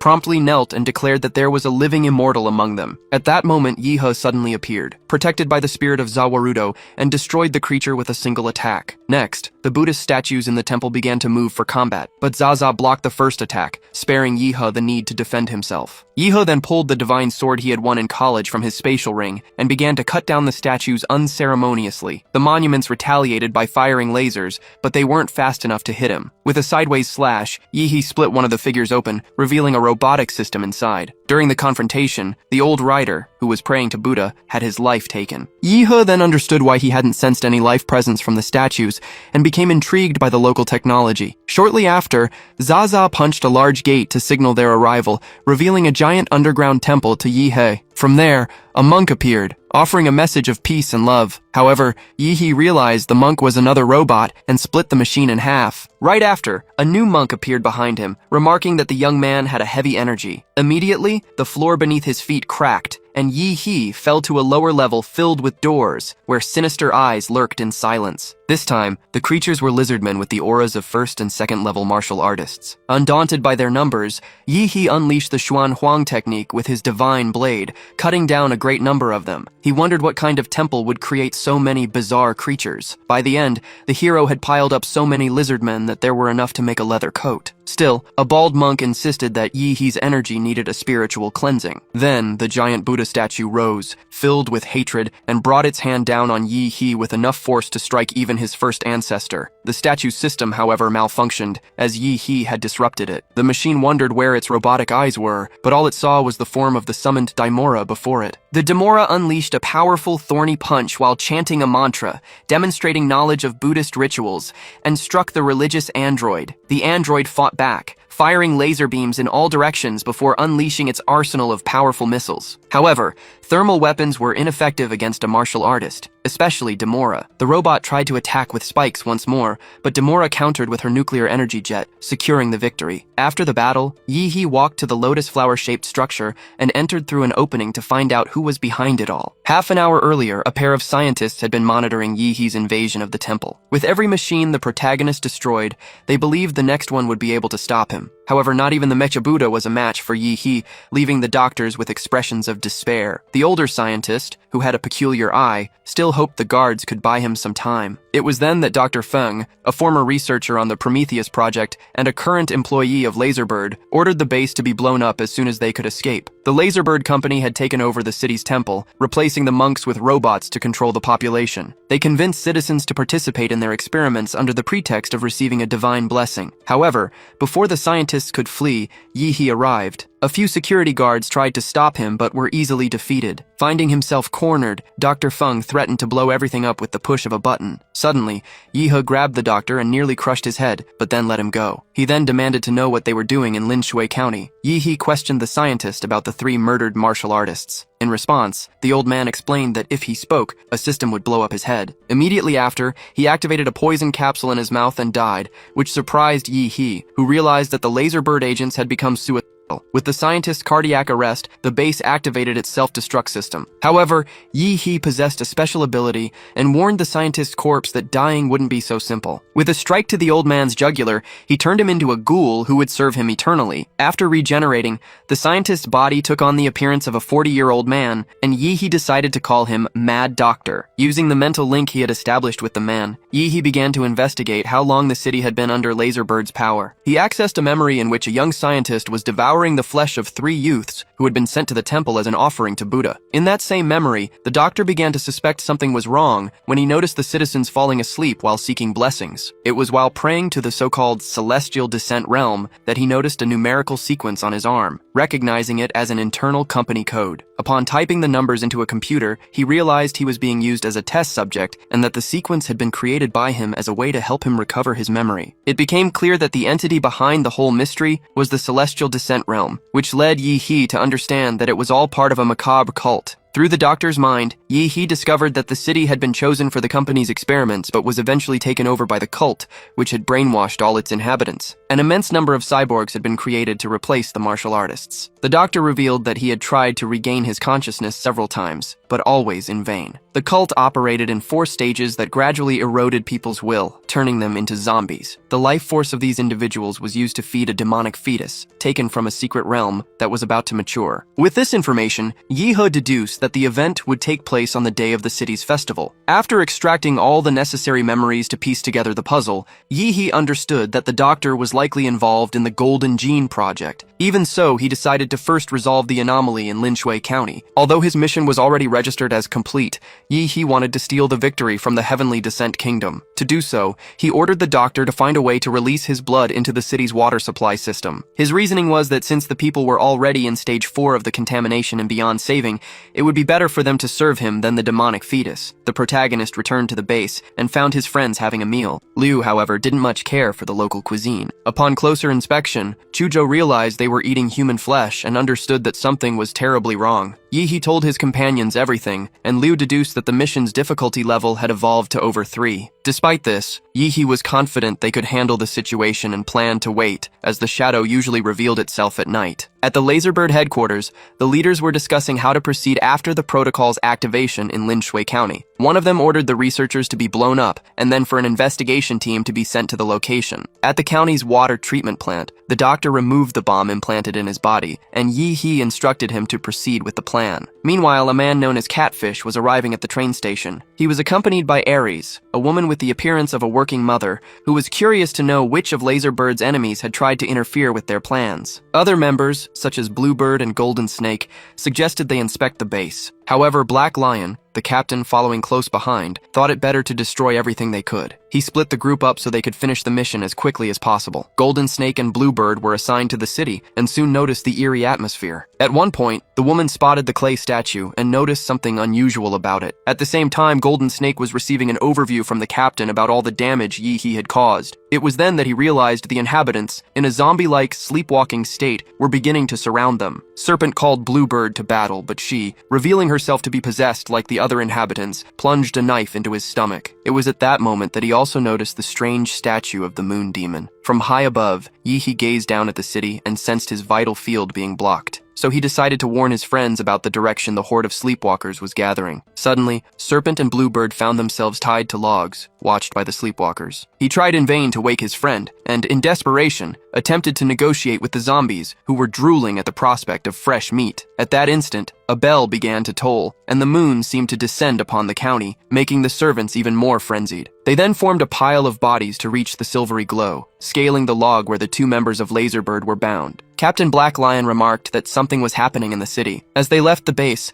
they saw an enormous moon that seemed to be swallowing nearly everything, with a beam of light touching the ground. The sight left the captain deeply concerned, and the three of them decided to run toward the source of the trouble. On the way, they spotted something unusual, and the captain hurled his sword. The weapon, however, was blocked by a kind of wheel. He found it strange to encounter a magical item in the middle of nowhere, but soon the figure of Liu Qingju revealed herself, using her umbrella-shaped shield to welcome them. The encounter made the captain wonder who their true opponents really were. Catfish and Ares advanced on Liu and Chu, who held their ground. The battle began when the hero summoned an ice wall, but the barrier was shattered as if it were made of sand. With their defense broken, the pair decided to retreat, only to be suddenly intercepted from behind by the lion. Simultaneously, a sword descended from the sky and nearly split the captain in two. It was Yi-He, marking his arrival to the fight. Next, the lion used his 12 Phantoms technique, multiplying into 12 copies that attacked the protagonist from all sides. He promptly summoned Zaza and began to leap unpredictably between the Phantoms until he reached the real Black Lion, whom he took down with ease. Meanwhile, Yi-He drained the captain's blood, raising his martial artist level to 8 and leaving the other two bandits in disbelief at his strength. Using a demonic technique, he raised the captain's corpse. Seeing the situation, the woman threw her baby into the air, which transformed into an aberration. The distraction facilitated the escape of Catfish and the mother, who abandoned her child. Yi-He ordered his friends to take care of the cyborg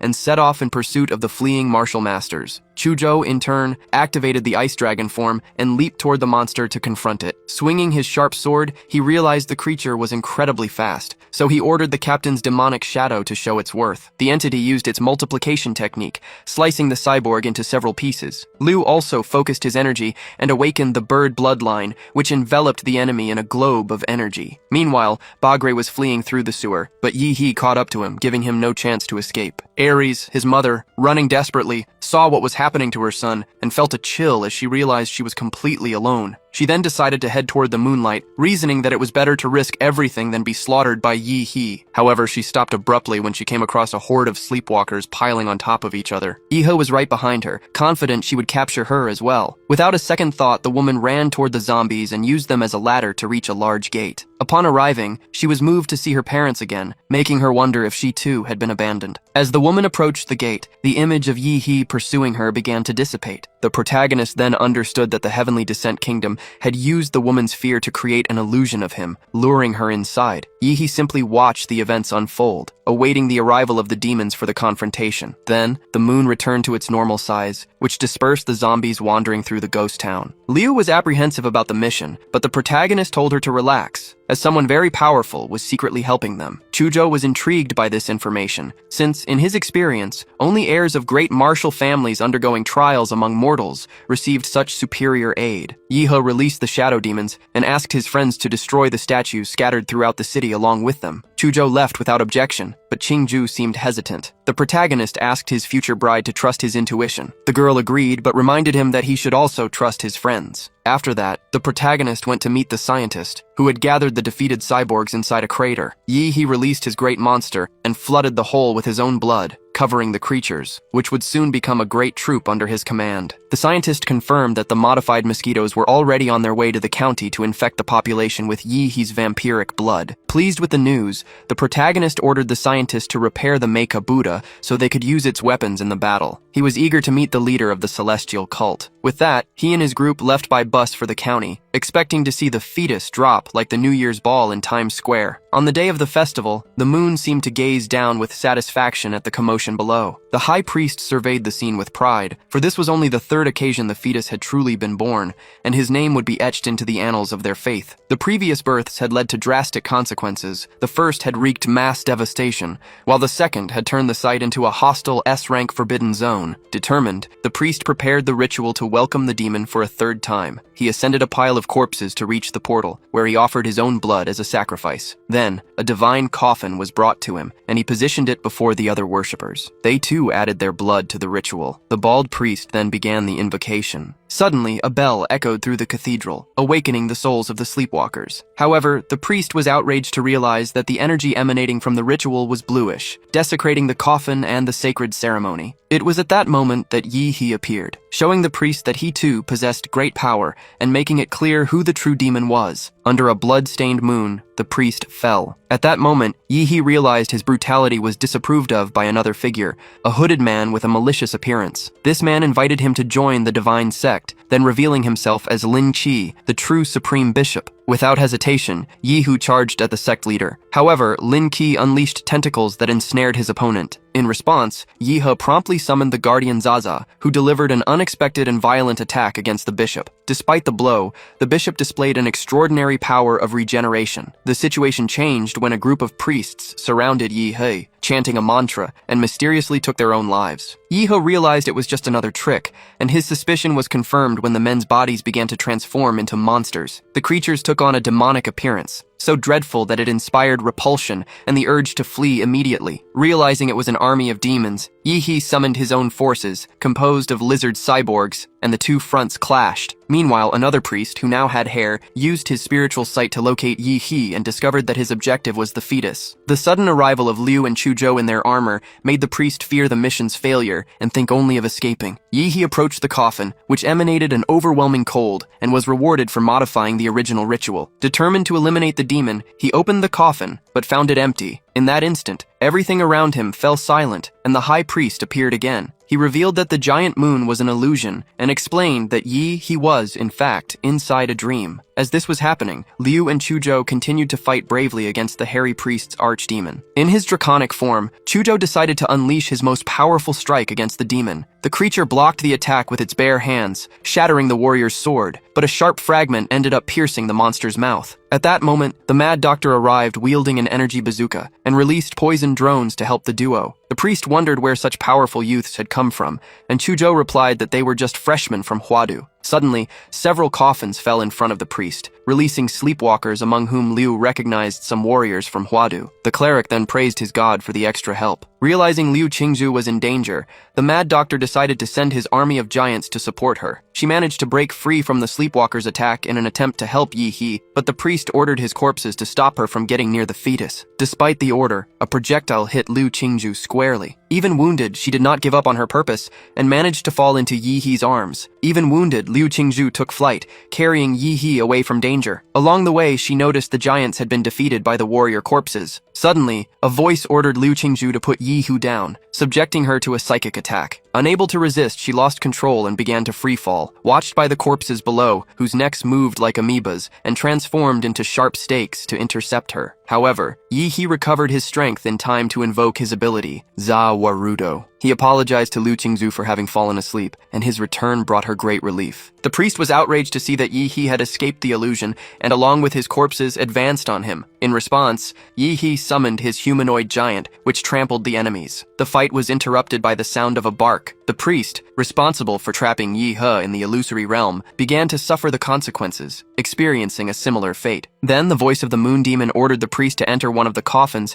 so it could use his physical form. While this was happening, Yi He eliminated all the remaining enemies, but one was still left. The moon demon itself descended, wearing a cold expression. He was pleased to see that the true leader had finally decided to appear. Yi He realized that everything around him had transformed into a giant moon. He surmised he was under the effect of a chimerism, an illusion capable of causing real harm, and against which his system-granted golden body was useless. The demon approached and commented that he admired Yi He's bravery, stating that the boy possessed the perfect compatibility to complete his transformation. He then invited him to join him to rule the world. However, Yi He refused the partnership, saying he liked to work alone. The demon then warned him that first he asked, but then he simply took what he wanted. With that said, the demon tore the giant's body apart with a single hand, leaving Yi He immobilized. Upon touching him, the deity couldn't feel the boy's soul. Yi He laughed, explaining that he had used the vampiric template's regeneration, which split his body in two. If one half was destroyed, he would simply wake up in the other. The demon was incredulous at the young man's shrewdness, until a golden blade shattered that illusory reality. It was Qing Long, the chief of the First Division of the Order of the Bird and Dragon. Yi He gave a quiet laugh, as he had reported the demon to the order, knowing he couldn't defeat him alone. The deity decided to spare Yi He's body to use it later, and threw him far from the fight. The division chief grew curious about the demon's interest in the boy,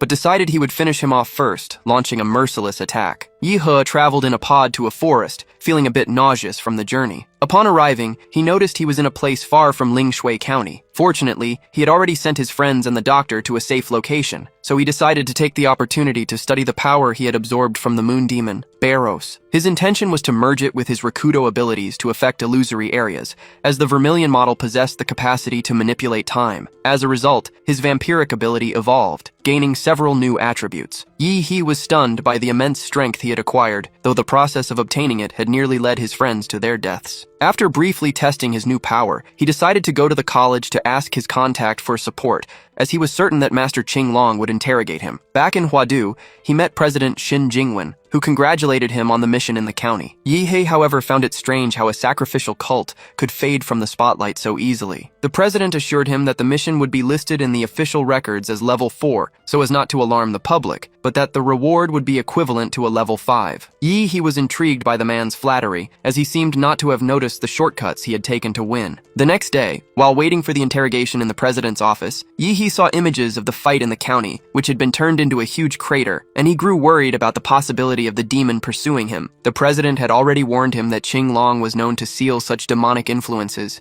but his apprehension remained until Chief Qing finally entered the room, sporting a very different style from the one Yi He knew. Qing Long explained that he had been left with some after effects from the battle, and was there to seal the demonic influence in Yi He. Before beginning, he decided to share a bit of his own story, revealing that he had almost turned into a demonic beast, and, as a result, was exiled to an island to avoid harming innocents. Then, Qing Long removed his bandages, and the symbols on his body made Yi He's eyes bleed. Even so, Qing Long was impressed, as anyone else would have fainted at the sight. The master then announced he would heal the boy's demonic mark forever, and unleashed a purification power that Yi He's system recognized immediately. After the procedure, Yi He thanked the man, who asked him if Gong Kei was his master. The boy remembered she had asked him not to spread that information, but Qing Long showed no ill will toward the woman, mentioning that he hoped for a bright future for her. Unexpectedly, he proposed a friendly spar, stating that a match between friends wouldn't hurt anyone. Yi He accepted the challenge and suggested they fight under the moonlight. They headed to an outdoor arena, where the master commented that he would only defend himself using one hand. He set the terms. If Yi He could make him move, he would win the fight and could ask for anything he wanted, in addition to a promotion to the First Division of the Bird and Dragon. Yi He agreed and drew his sword, which piqued the master's curiosity about the demonic aura the boy emanated. Yi He's first attack was charged with killing intent, and Qing Long clenched his fist, acknowledging the strike's power. The attack's power was so great that even Gong Kei in her cocoon could feel it. Meanwhile, in the room of student Shang Jianhui,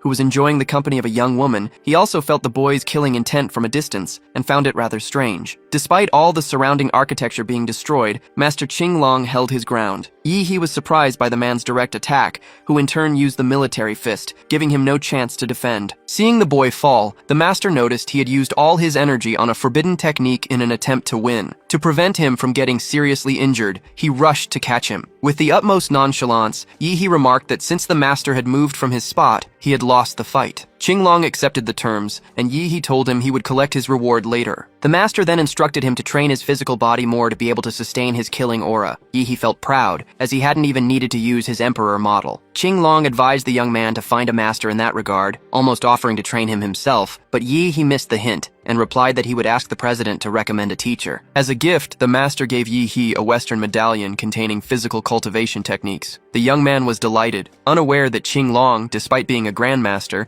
had only managed to learn those techniques with great difficulty, and hoped the boy would eventually ask him for help. Later, as Yi He was examining the medallion in his room, the doorbell rang. When he opened the door, he found the freshman Wu Yang, who wanted to talk. Yi He let the boy in but was surprised when he knelt and begged him to take over the presidency of the Dragon's Blood Society. Outraged by the freshman's defeated spirit, Yi He decided to take him training to restore his self-esteem. The session was so intense that Ouyang could barely speak afterward, but Yi He, being generous, offered him a blood transformation pill to help him recover. Once recovered, the young man explained that the society, in the beginning, had managed to attract attention despite being composed of students from other cities. However, it began to be sabotaged by the student council, which was dominated by local students from Huadu. He said that the one mainly responsible for their downfall was a popular student named Xiang, who had publicly humiliated him. Yi He just listened to what he considered the boy's sob story about being defeated by the school bully. Ouyang commented that although he could ask an upperclassman for help, it would be frowned upon by the other students. Therefore, he pleaded with Yi He to help him, since he was also a freshman. The protagonist decided to agree, and as Ouyang nearly cried with emotion, Yi He asked for more details, stating that he wouldn't get into trouble just to beat up a bully. Ouyang then revealed that there was a reconquest plan in the Xia Kingdom, announced by a professor. The goal was to reclaim 12 cities that had been taken by demonic beasts, and university students would be recruited for this purpose. As president, Yi He would be responsible for achieving the necessary score for the Dragon's Blood Society to participate. Yi He agreed to the plan. As soon as Ouyang left his room, he saw it as a great opportunity to grow stronger with the rewards that would come from the new mission. Meanwhile, several students were gathered at the Dragon's Blood Society headquarters. Xin Chen was complaining about Ouyang being late for the meeting,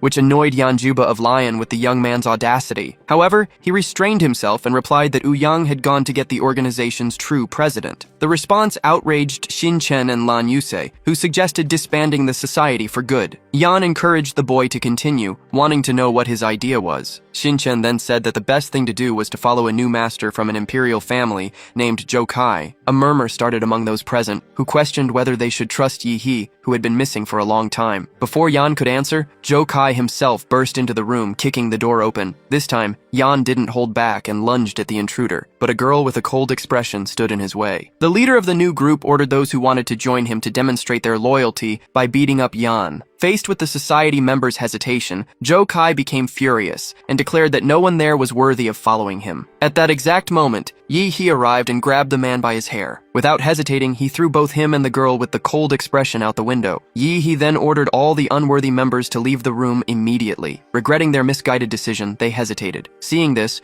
Ouyang offered them a second chance, as long as they accepted a punishment. Yi He shot the students a sinister look, and they promptly agreed. Shortly after, Yi He met with the representatives to plan a strategy that would allow them to participate in the Xi Reconquest event in time. He declared that his goal was to defeat Xiang Jianhui and cut the evil off at the root. However, Ouyang informed him that the strongest freshman would be going into seclusion to attempt to advance to the martial master level, which left Yi He disappointed. Since the best way to get money was to draw attention, he asked if anyone present knew of the Bird and Dragon Division. Yan's eyes lit up, as it was the most important martial division in the kingdom of Xia. Yi He then came up with an idea. As the division's current ace agent, he would challenge every student in the college below the Grandmaster level. Yan was stunned, knowing that no student had such permission. Yi He confirmed this was true, though he couldn't go into detail. Trusting him, Ouyang decided to publish the explosive news in the college newspaper. The news spread quickly, leaving everyone shocked by both the challenge and the revelation of who Yi He had become. Meanwhile, Chu and Liu laughed at the news, as they knew their friend loved to cause a commotion. With the challenge made official, the society's publicity team began inviting the public to watch the fight live. Ouyang was thrilled with the high number of likes, the anticipation for the broadcast,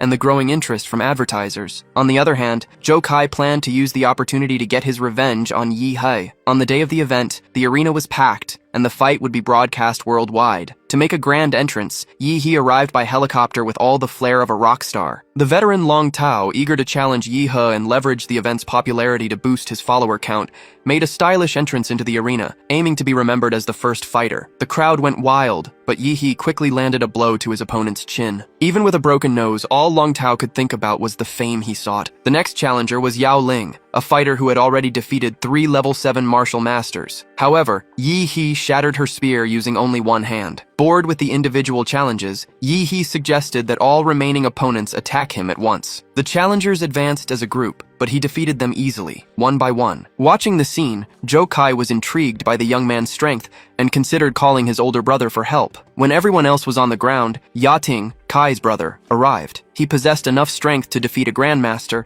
and began by apologizing for his younger brother's insolence during his visit to the Dragonblood Society. Yi He then asked why he was challenging him. Yating replied that he was fighting for the Zhou family's reputation, arguing that despite Kai's mistake, Yi He had no right to dishonor his brother. He then demanded that Yi He kneel and apologize in front of everyone. The confrontation became inevitable. The two attacked simultaneously, and amidst the explosions from their blows, it was hard to tell who would emerge victorious. It was then that Yi He noticed the temperature of Yating's armor rising, as his opponent's arm was overcome by the energy of the burning sun blood. The crowd watched anxiously as the fight unfolded, until Yi He activated his monster armor and landed a punch straight to Yating's face. The display of power prompted a boy in the crowd to call him the Demon King. Meanwhile, Yating was more concerned with understanding how Liu could have fallen in love with such a violent warrior. Suddenly, he sensed Yi He growing in size and had to defend himself against the protagonist's attack in his giant form. Realizing his bones wouldn't hold out for much longer, Yating decided to use his speed to even the odds, since he stood no chance in terms of strength. With this new tactic, he managed to dodge Yi He's attacks and took the opportunity to raise his body temperature, which began to glow as if he were carrying the sun on his back. Then, he unleashed his ultimate scorching fire attack. Yi He was thrilled by an attack that was finally worthwhile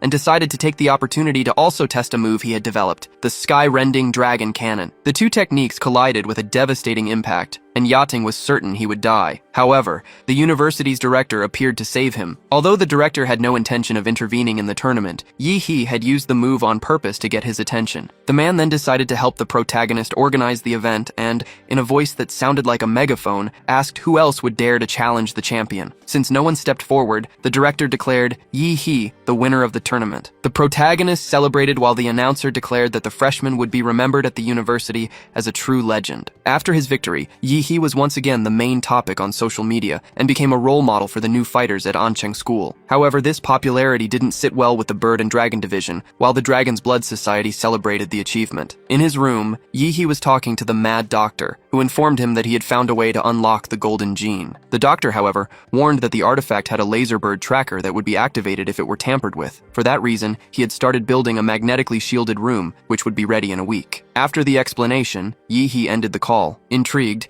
he decided to visit the doctor's mind and discovered that Project Prometheus was deeply connected to the Celestial Descent realm, using its resources to secretly cultivate a demonic fetus. Yi He also learned that, subsequently, those in charge of the project had betrayed the cult to capture the first demon and conduct experiments. This research led to several breakthroughs, such as Project Eden, which planned to create an artificial god to stop the invasions on Blue Star, and Project Spark, focused on genetic mutations in humanity, which gave rise to Laserbird's golden gene. He realized that his discoveries were just the tip of the iceberg, and that he would soon have to deal with Project Prometheus directly. For now, he decided to study the amulet Qing Long had given him. He activated the sleep cultivation method and awoke as a knight on a rainy battlefield. In that place, there was a fire that never went out, and on the fallen men were claw marks that didn't seem human. He then removed his armor, preparing to face the mission's boss. A carriage approached, driven by a mustached man who swerved around Yi He as if he were just a rock in the road. Yi He, however, stopped the vehicle, leading the man to assume he was a thief. He felt offended, but the driver explained that his mistrust was due to a previous incident when a blue-haired man had tried to steal his family's legacy. Losing patience with the long story, Yi He smashed the carriage to ensure the man would guide him through that world of martial aura. Upset, the old driver led Yi He down a trail that was supposed to take him to the test site. However, the tracks on the ground suddenly disappeared, as the man had decided to trick the hero. Unconcerned, Yi He looked for clues in the sky and quickly unraveled the trap in their path, much to the driver's surprise, who hadn't expected the young man to see through the prank so quickly. Yi He realized he needed to reach the plains and asked to borrow the man's horse. So, the two rode swiftly, but the animal suddenly threw them to the ground upon sensing danger. It was then that Yi He spotted a sinister monster and deduced it was the calamity known as the Star Devourer. The creature launched a blast of fire at them, but the old man emerged unscathed, as if he were immune to danger. Yi He understood that the goal of this challenge was not to kill the beast, but to collect sacred symbols to give to it. The driver was startled to see that Yi He had also survived the fire attack without a single injury. Gradually, the young man was managing to access the power of the monsters from that region. To fight the creature on equal footing, he decided to transform into the Emperor model. The old man watched, dumbfounded, as the two clashed in a fierce battle, hurling lightning and fire in every direction. Yi He charged with full force, leaving the dragon with only 3 heads. He then fired an atomic beam that destroyed the creature, taking the beast's heart for himself. The old man watched the scene as if he couldn't believe his eyes. As he began to explore the giant heart, Yi He felt his arm melt from the intense heat. After examining it carefully, he found what he was looking for, a circle of wires that quickly wrapped around his body. Thus, he acquired an impressive suit of armor, becoming the first in 1,000 years to fully wear the model. At first, the old man was enraged, but he soon recognized that the young man was worthy. He then decided he needed a 2.0 expansion for the new armor. He concluded that only with this upgrade could he withstand the power of the technique contained within the suit, and that he would not leave that world without it. 7 days later, He was resting when his phone rang. It was Chu Zhou, informing him that the director wanted to deliver the reward for the county mission. However, the young man looked like a zombie, utterly exhausted from his intense training with the dragon armor. In the college's tallest tower, He was greeted by Secretary Nuwa. He immediately sensed something strange about her aura, but followed her to meet the director. The secretary, noticing the young man's curiosity, decided to reveal her true nature. She was a kind of cyborg with a human head, designed to appear more friendly. He found the university's technology interesting and continued to follow her until they reached the director's floor. Suddenly, the young man felt something different in his mind, and in the next instant, he was already sitting in an armchair in the room. Director Shin offered him tea, and He grew curious about the technique the man had used to modulate time. Shin confirmed he possessed this ability, which made He understand how he had managed to save Yating during their fight. Next, the director revealed the rewards for the level 5 mission, but He stated that his main interest was gaining access to the Prometheus files. To his surprise, the director raised no objections, leaving him quite intrigued. He followed the director to a room that housed half of a giant brain. Shin explained that the organ was responsible for Nua's artificial intelligence, and that decades ago, it had belonged to the Prometheus project. He was shocked to discover that the brain was part of the first demon ever captured alive. The director then asked Nuwa to export the data to a flash drive and handed it to the young man, who now had a kind of personal assistant to consult about anything he wanted. Director Shin's trust was so surreal that He began to think there might be a conspiracy afoot. Meanwhile, in another part of the college, the student Xiang was increasing his power through martial meditation, feeling like the strongest student in the entire institution. Upon leaving, he came face to face with He and assumed the newcomer was there to surrender to him. He, finding the young man presumptuous, explained that his only interest was using the training room. Annoyed, Xiang made a point of displaying his aura to intimidate him. Tired of his insistence, He simply struck him with a powerful blow, as he just wanted to train in peace. In the training room, He consumed all the cores he had collected. He was pleased with the Nuwa AI, which made his college life much easier. At his command, the artificial intelligence activated the room's nuclear energy shield, allowing him to ingest the power pills. His level began to increase exponentially, enveloping him in a cocoon resembling a crystal coffin. When this structure shattered, the king of monsters would be revealed. Meanwhile, the day for the reconquest of Xia had arrived. Countless warriors mobilized for the mission alongside the director, who watched his enormous contingent from above. The leader then let out a war cry, and the soldiers responded by igniting the cosmos in their hearts, raising their martial chi to the heavens while the director inflamed their souls with a speech worthy of a war leader. Far away, He was finalizing his transformation process, like a caterpillar about to become a butterfly. At Laserbird, Supervisor Yu Yan pondered their recent failures. She saw the reconquest of Xia as a perfect opportunity to display her power, since the attention of the Bird and Dragon Division was focused on the mission. Her plan was to release a monster with a golden gene at its core, capable of finding something that was lost. With this in mind, she opened a heavily locked door, revealing a pod that both fed and contained such an abomination. A plane carrying the monster's capsule was heading towards Xicheng, under the command of a hard-boiled captain whose mission was to find the lost golden gene. Suddenly, the aircraft began to lose control, and the captain revealed himself as a traitor to Laserbird, mercilessly eliminating his subordinates. Inside the capsule, the monster smelled the scent of death. The captain, who was actually working for Bei Baidun, fed the creature the hearts of the Grandmaster-level warriors. Feeling like a trainer feeding a dog, he realized the beast wanted more. Since retrieving the gene was no longer in his interest, the captain ordered the monster to wreak havoc in Xia. Then, he abandoned the plane, leaving the creature to finish its meal and go on the attack. The capsule finally burst, and the bloodthirsty monster felt the pleasure of freedom as it began to devour everything around it. Meanwhile, the bombings began in Xicheng. Another winged beast tried to attack the aircraft, but the devouring monster charged at it without hesitation and annihilated it in a matter of seconds. Through this act, the creature grew an imposing wing and multiple eyes, which allowed it to recognize various types of genes, as if they were a vast banquet laid out before it. The warriors ran towards the falling plane,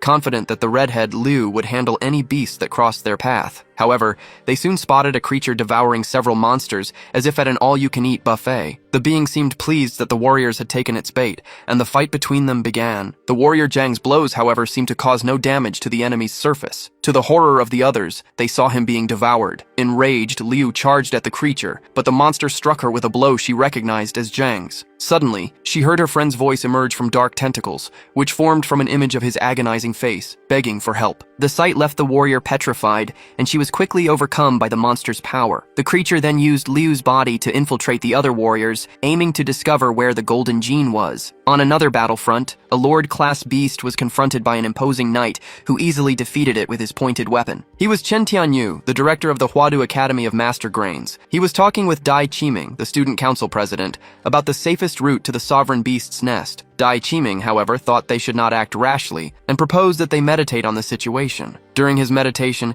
he glimpsed the arrival of an egg that exploded on the ground like a meteor. From it emerged the imposing sovereign beast, which led the director to immediately order all warriors to get into formation. The director advanced with his spear, but the beast retaliated with a powerful punch. Suddenly, a mage who moved like a genie from a lamp pierced the enemy's arm, creating an opening for the leader's attack. Realizing the human's strategy, the monster decided to eliminate the elder mage first, but another warrior protected him with his shield. Next, a yin-yang controller attacked, sealing the creature's movements. Seizing the opportunity, the heroes transported the monster to another reality, where they attacked it en masse and destroyed its head. However, the creature was a sovereign and the king of monsters, so it began another transformation and charged once more. It launched a fireball that struck the warriors, knocking them down like bowling pins. The director counterattacked with a thunder spear, but the monster, which resembled a horned insect, hurled the shield warrior to a dragon as if he were a meal. Finally, it grabbed the director and began to choke him, while scoffing at his squad, claiming they were no match for all the sovereigns in Xicheng.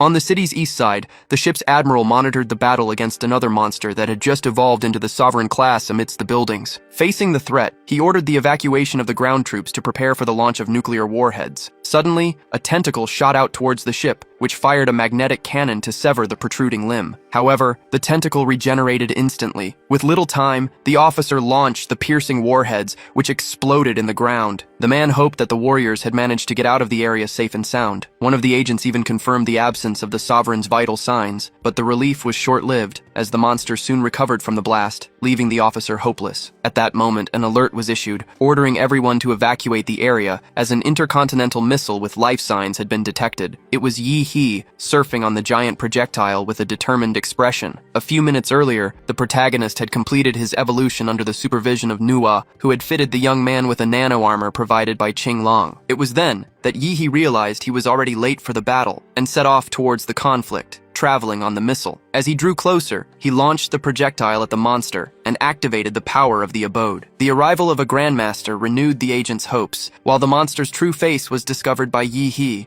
who delivered a celestial strike with the moon as his witness. At the same time, Wu Hong's body and shield were destroyed, but President Chen Tianyu continued to resist, forcing the sovereign to use its third mutation. Faced with this, the president decided to launch another attack against the creature, which blocked it with ease. As a sign of respect, the monster promised that after the knight's death, it would evolve him into a more powerful form. As for the others who were still alive, it decided it would pulverize them without remorse. It was then that Wu Hong rose, taking on a bizarre and alien-like form, which the sovereign noted was an influence of ancient demonic experiments. The Shield Man began a transformation with tentacles and introduced himself as the Negative, stating that he was willing to devour the sovereign monster. He, however, began to punch the alien, but his hands were engulfed by tentacles that began to corrode his body. Realizing he was in a trap, he was completely swallowed by the Negative, who then commented that he would need an antacid to complete the digestion. The warriors seized the opportunity to flee and save Director Chen, but a comet-shaped energy tore through the sky and exploded upon the alien. Yi He had arrived to help. He then unleashed a nuclear Hadouken and flew high into the air with the creature, performing a terrestrial throw that all but buried it in the ground. Despite the attack, the monster rose,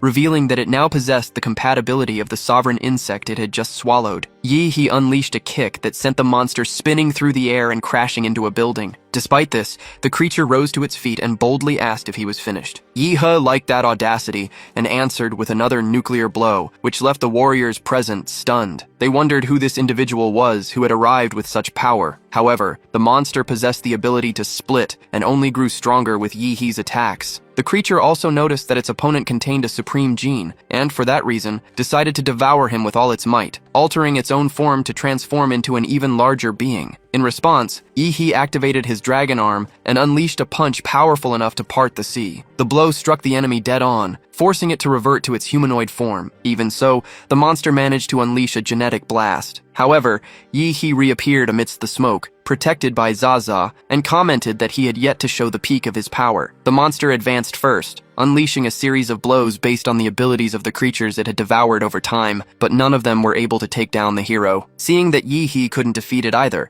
the creature proposed they divide the planet so that neither would lose. In response, Yi-He claimed he would only need 10 minutes to destroy the loud-mouthed monster, who became incredulous at the declaration and wondered how he could accomplish such a feat. Taking advantage of the hesitation, Yi-He grabbed the monster and took it into hyperspace, intending to deliver his final blow without damaging the planet. The strategy was effective, as the enemy was already weakened from having used several of its husks during the fight. Furthermore, at a considerable distance from the planet, the consciousnesses of the creatures it had devoured stopped responding, leaving it with virtually a single life. In an act of insanity, the creature self-destructed to prevent Yi-He from eliminating all of its fragmented parts. In response, Yi-He grew in size to capture every drop of the monster's blood, crushing it without giving it a chance to escape. He then compressed the remains into a small sphere and swallowed it. Next, he unleashed the power of the Lord of Flames, raising his internal temperature to a stellar level and imploding the monster within his own core. On the planet, Dai Qiming was speaking with headquarters about the war's situation. He expressed his gratitude for the arrival of the mysterious warrior who had saved them from a worse fate. His conversation led him to discover that the savior was from Huadu, which intrigued him as he had never met him before. Meanwhile, Yi-He returned to the planet's atmosphere like a comet,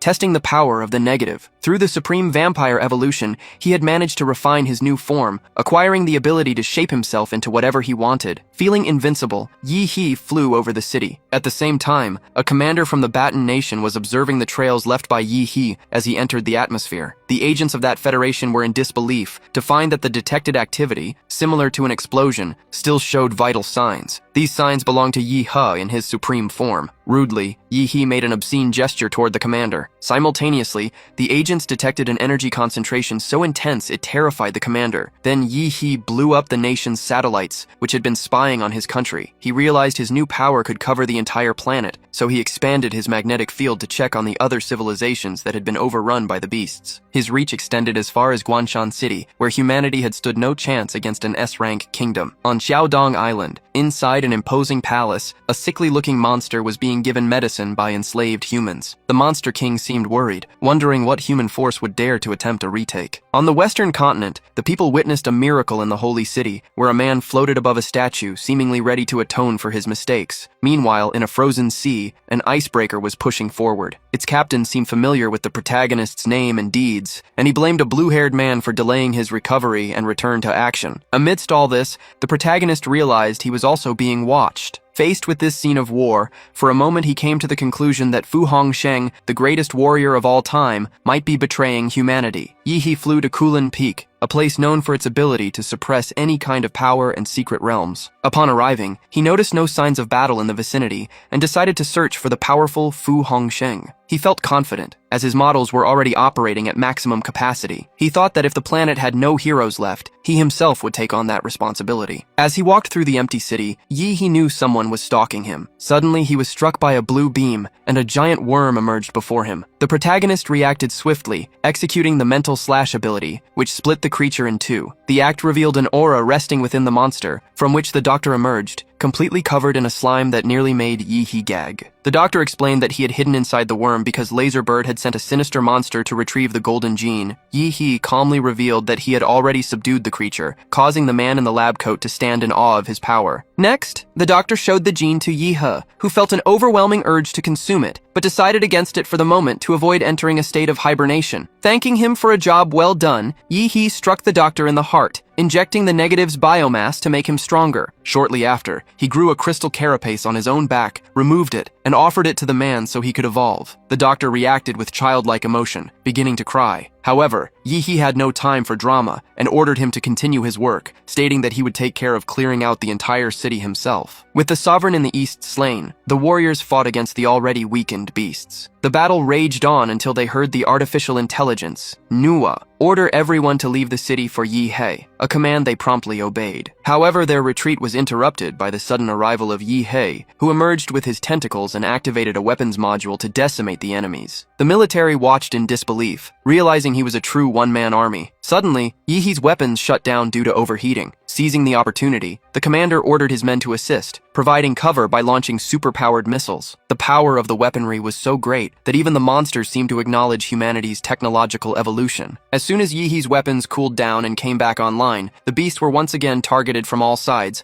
but the system overheated a second time. Taking advantage of the new malfunction, the three-headed wolf ordered its hordes to attack. At the same time, the command center detected the approach of more Lord-level beasts, making the situation even more dire. Faced with the new threat, the retreating warriors decided to stay and help Yi He. However, before they could act, an intense light emanated from the protagonist's weapons pod, eliminating all the remaining monsters and leaving none for the other warriors. Then, Yi He rose up on his wings, ready to save the world. For saving the city, Yi He had received another model, which motivated him to save all the others and claim the full rewards. The population celebrated the fact that 3 cities had already been recovered. However, when the news broke that the West City had been retaken by director Chen Tianyu, Liu Qingju grew curious, as she recognized the blue light that emanated from the location. At the command center, the minister ordered that Yi He's identity be kept secret. Shortly after, Yi He himself showed up at the headquarters to ask for a favor. The minister showed such reverence that he nearly kissed his feet, and then Yi He requested his head student identification. In the minister's eyes, the young man was already stronger than President Xin Jingwen,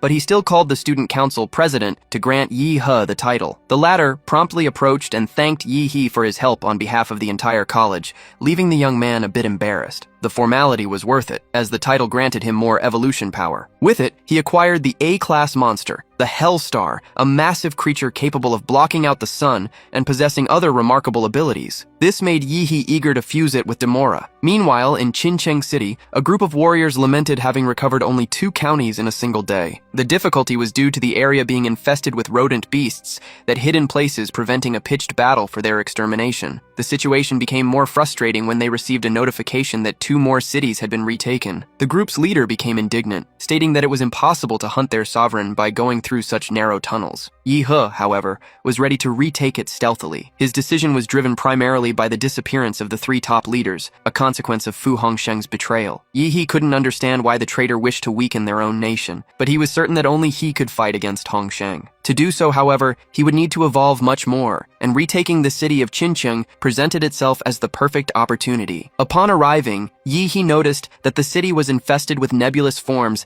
that prevented him from locating the enemy sovereign. However, the hero had an ace up his sleeve and unleashed a power that acted as a tracker. His ability invaded the sewers, unleashing tentacles capable of consuming those rodent-like creatures. With his forces being eliminated, the sovereign finally revealed himself. He expressed his indignation at what he considered human insolence for sending only 1 warrior, and declared that he would crush the hero. In response to the creature's despair, Yi He simply raised his hand and created a vortex, an attack he named Divine Punishment. The rat sovereign tried to retreat, but Yi He wouldn't let it escape, trapping it with his energy tentacles. Then, the power of the attack crashed down on the creature, disintegrating its body. However, as one would expect from a leader, its core remained intact. When Yi He approached to take it, the core split into several small rats that began to flee. Faced with the situation, the protagonist turned to Zaza, who froze time for the creatures. This allowed Yi He to see the core of each one and continue the hunt for the true leader. The rats then gathered and merged into an embryonic form, which sucked all the others into itself. The creature was reborn, traumatized by Yi He, and fled toward the domain of Sin. Upon arriving, it hurled itself toward the portal that would take it back home. An immense purple light covered the sky, prompting the city's warriors to investigate what had happened. Upon their arrival, they found that all the rats had vanished, sparking curiosity about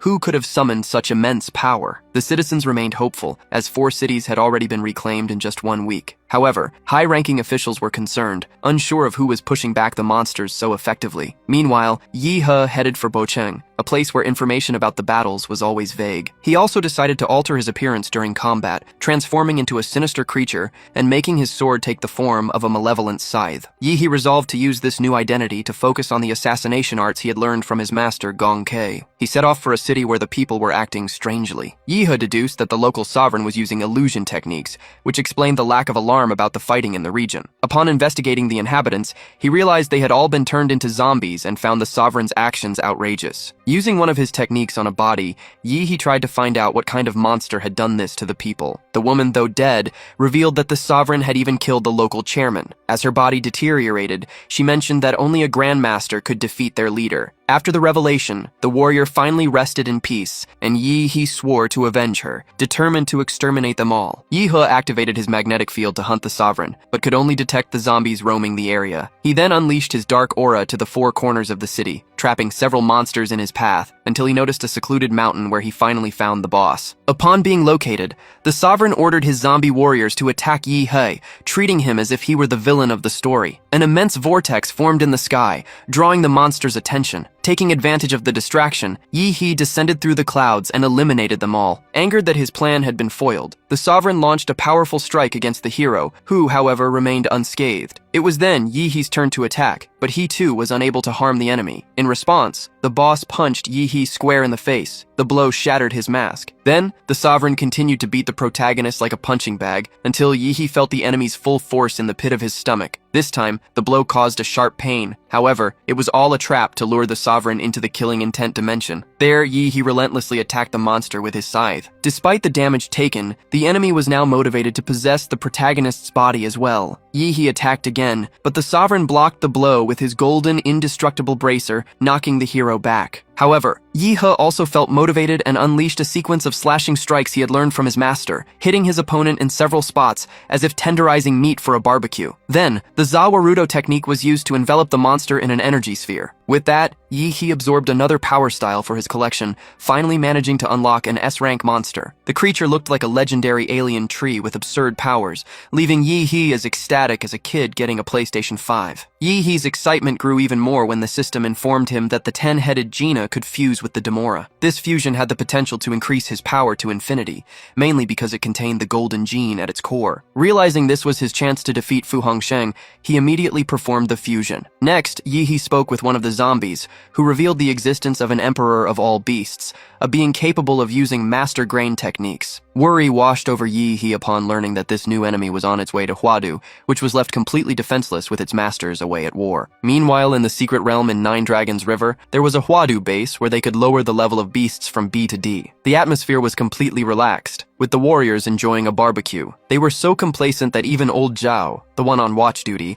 abandoned his post to join the party, which is why no one noticed the intruders' arrival. The invaders were led by one of the 4 generals of the Monster Emperor. His mission was to massacre and weaken the warriors' life force, following a list given to him by Fu Hongsheng. The ultimate goal was to make everyone bow before the Emperor's power. Swiftly, the invaders wiped out the men of Huadu in the secret realm. As they tried to cross the rift, one of them nearly lost a foot to the protection created by the human experts. To bypass the system, they used the remains of weak monsters, and thus managed to cross over to the Blue Planet. In the Council of the 9 Families of Huadu, the elders were discussing Nuwa's announcement, which called for the master's return to the city. They had been worried about the disappearance of their top warriors for some time, and imagined that Fu Hongsheng was in seclusion to increase his power. The situation infuriated one of the elders over the warriors' individual quests for power, and the council decided to devise a strategy as soon as the masters returned. Meanwhile, in Nine Dragons River, a torrent rose from the sea, blackening the water and killing the fish. The humans grew fearful, thinking it might be a new rift, until the monster arrived. With a single blow, he slaughtered the citizens, judging them weaker than a fly. At the command center, the agents fell into despair at the arrival of a sovereign in the imperial capital. The director of Longquai, Wang Ziting, ordered everyone to be notified while he awaited Fu Hongsheng's return.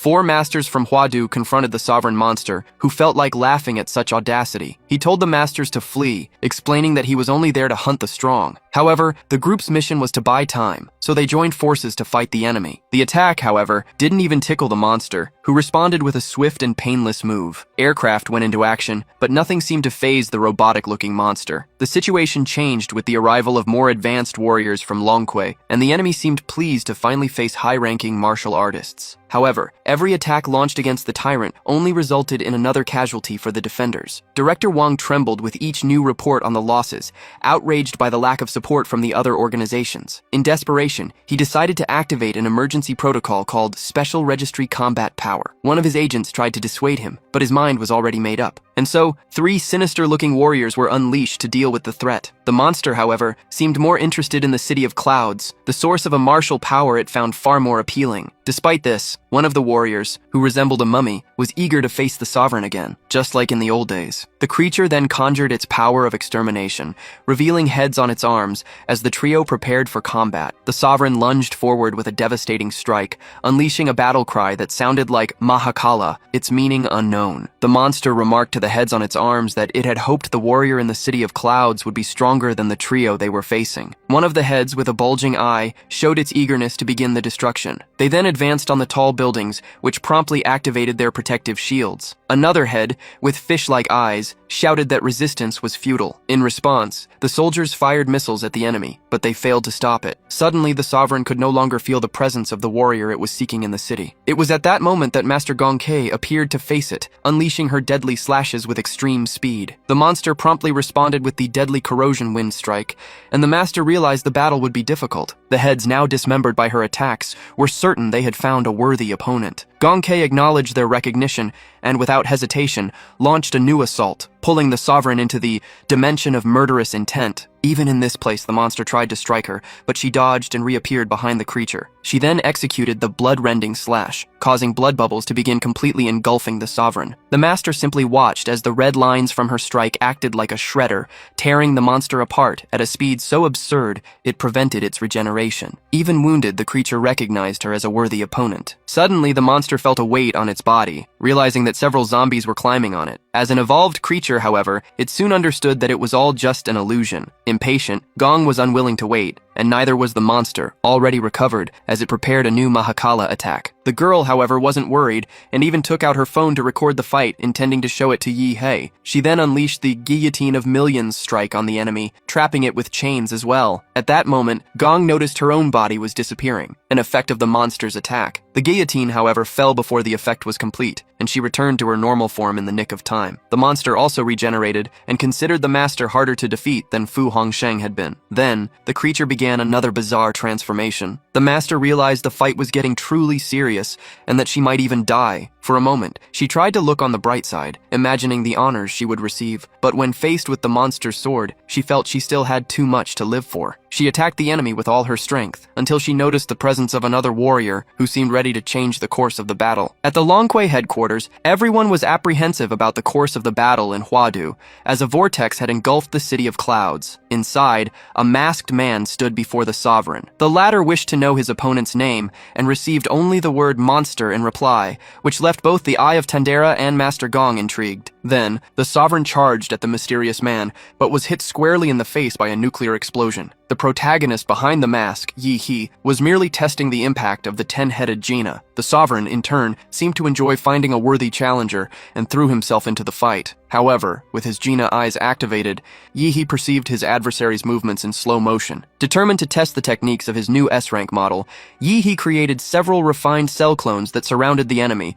all with the same attack power as the original. The sovereign was terrified, and then lost his ability to move with the invocation of Zawarudo. Seizing the opportunity, Yi He unleashed a powerful combination of nuclear attacks against him. The energy released was so immense that it seemed as if a second sun had appeared in the sky. Gradually, however, the temperature returned to normal as the clones dissolved. The director of Longquai watched, wondering when Yi He had become so powerful. Yi He acknowledged the monster's resilience for having survived an attack of such magnitude. Then, the sovereign began to restore his body using the demonic sphere, but the hero found the act far too audacious. He grabbed the monster by the ear and dragged him away from Huadu, stating that he would show him how to create a third sun. Realizing Yi Hei's strength, the sovereign invited him to abandon his humanity and join the emperor, promising that in a few decades he could become the fifth in the imperial hierarchy. Yi He, however, found the idea of having to wait so long to be among the top 5 outrageous. He then threw the monster against the mountains, revealing that he had stopped being human a long time ago. With that, now outside of Huadu, the protagonist activated the full power of his Demora. The sovereign, who had never witnessed such power, saw Yi He as a real threat to his emperor, and decided he would not give up on annihilating him so easily. The two forces clashed, and the sovereign landed, still balanced, but his foot came down on something slimy. Yi He explained that it was a kind of sap, a result of the union between the Gina and his abode. The substance began to envelop the sovereign's body until he became part of Yi He, now obeying his will. His submission was total, like a dog wagging its tail to fetch a ball. Meanwhile, in Longquay, word was spreading about a mysterious figure who was hunting sovereigns in the war. The director questioned if the masked man's goal was to help save the world, but his assistant stated that, according to Nua, the man's profile indicated only a desire to defeat all sovereigns. Soon after, Gongke made a video call with the director and revealed that the mysterious man belonged to an organization called Monstro and used the codename Demonic Eye. The revelation was so shocking it made the hair the bald director didn't have stand on end. As Wang tried to grasp the motives behind the organization's appearance, a luminous object materialized over Huadu City. Experts identified the presence as the sovereign Asura, though its aura felt different. They then spotted Yi He on the enormous monster's shoulder, a sight that terrified Director Wang,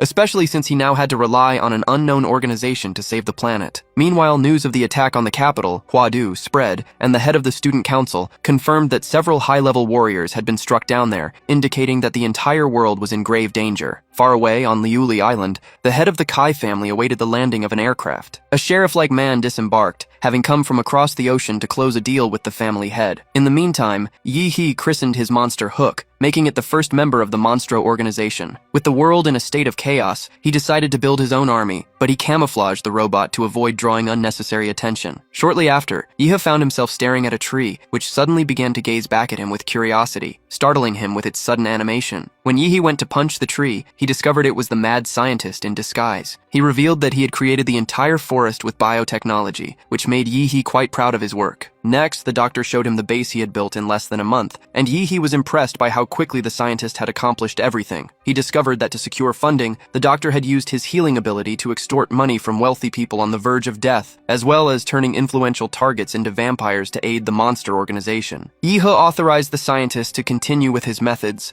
on the condition that he wouldn't use torture techniques like those of Laserbird. The man then showed him a laboratory where he kept scientists from Laser and Prometheus, whom he had turned into servants to accelerate research development. Yi He noticed that the doctor's cyborg form was just a manifestation controlled through a proxy, as his true self had become a brain connected to various pieces of equipment, eliminating the need to expend energy on a physical body. The protagonist even thought about how the doctor and the AI Nua would make a good pair. Afterward, Yi He introduced Hook to the doctor, and forbade him from performing any kind of experiment on the giant. Next, he was taken to a large aquarium that housed an imposing fish named Artificial Demora, capable of generating nuclear-level power. Satisfied with what he saw, Yi He decided to grant the scientist a sample of his YH cells for further research. In gratitude, the doctor bowed. With everything settled, the hero considered it was time to return to Huadu. The plan to retake Xia had been a tremendous success, but a new order had been established in the city, with a curfew and food rationing. Yi He noticed the place was different, though it had recovered quickly from the battle. He then asked Nua to take him to the Longquay headquarters,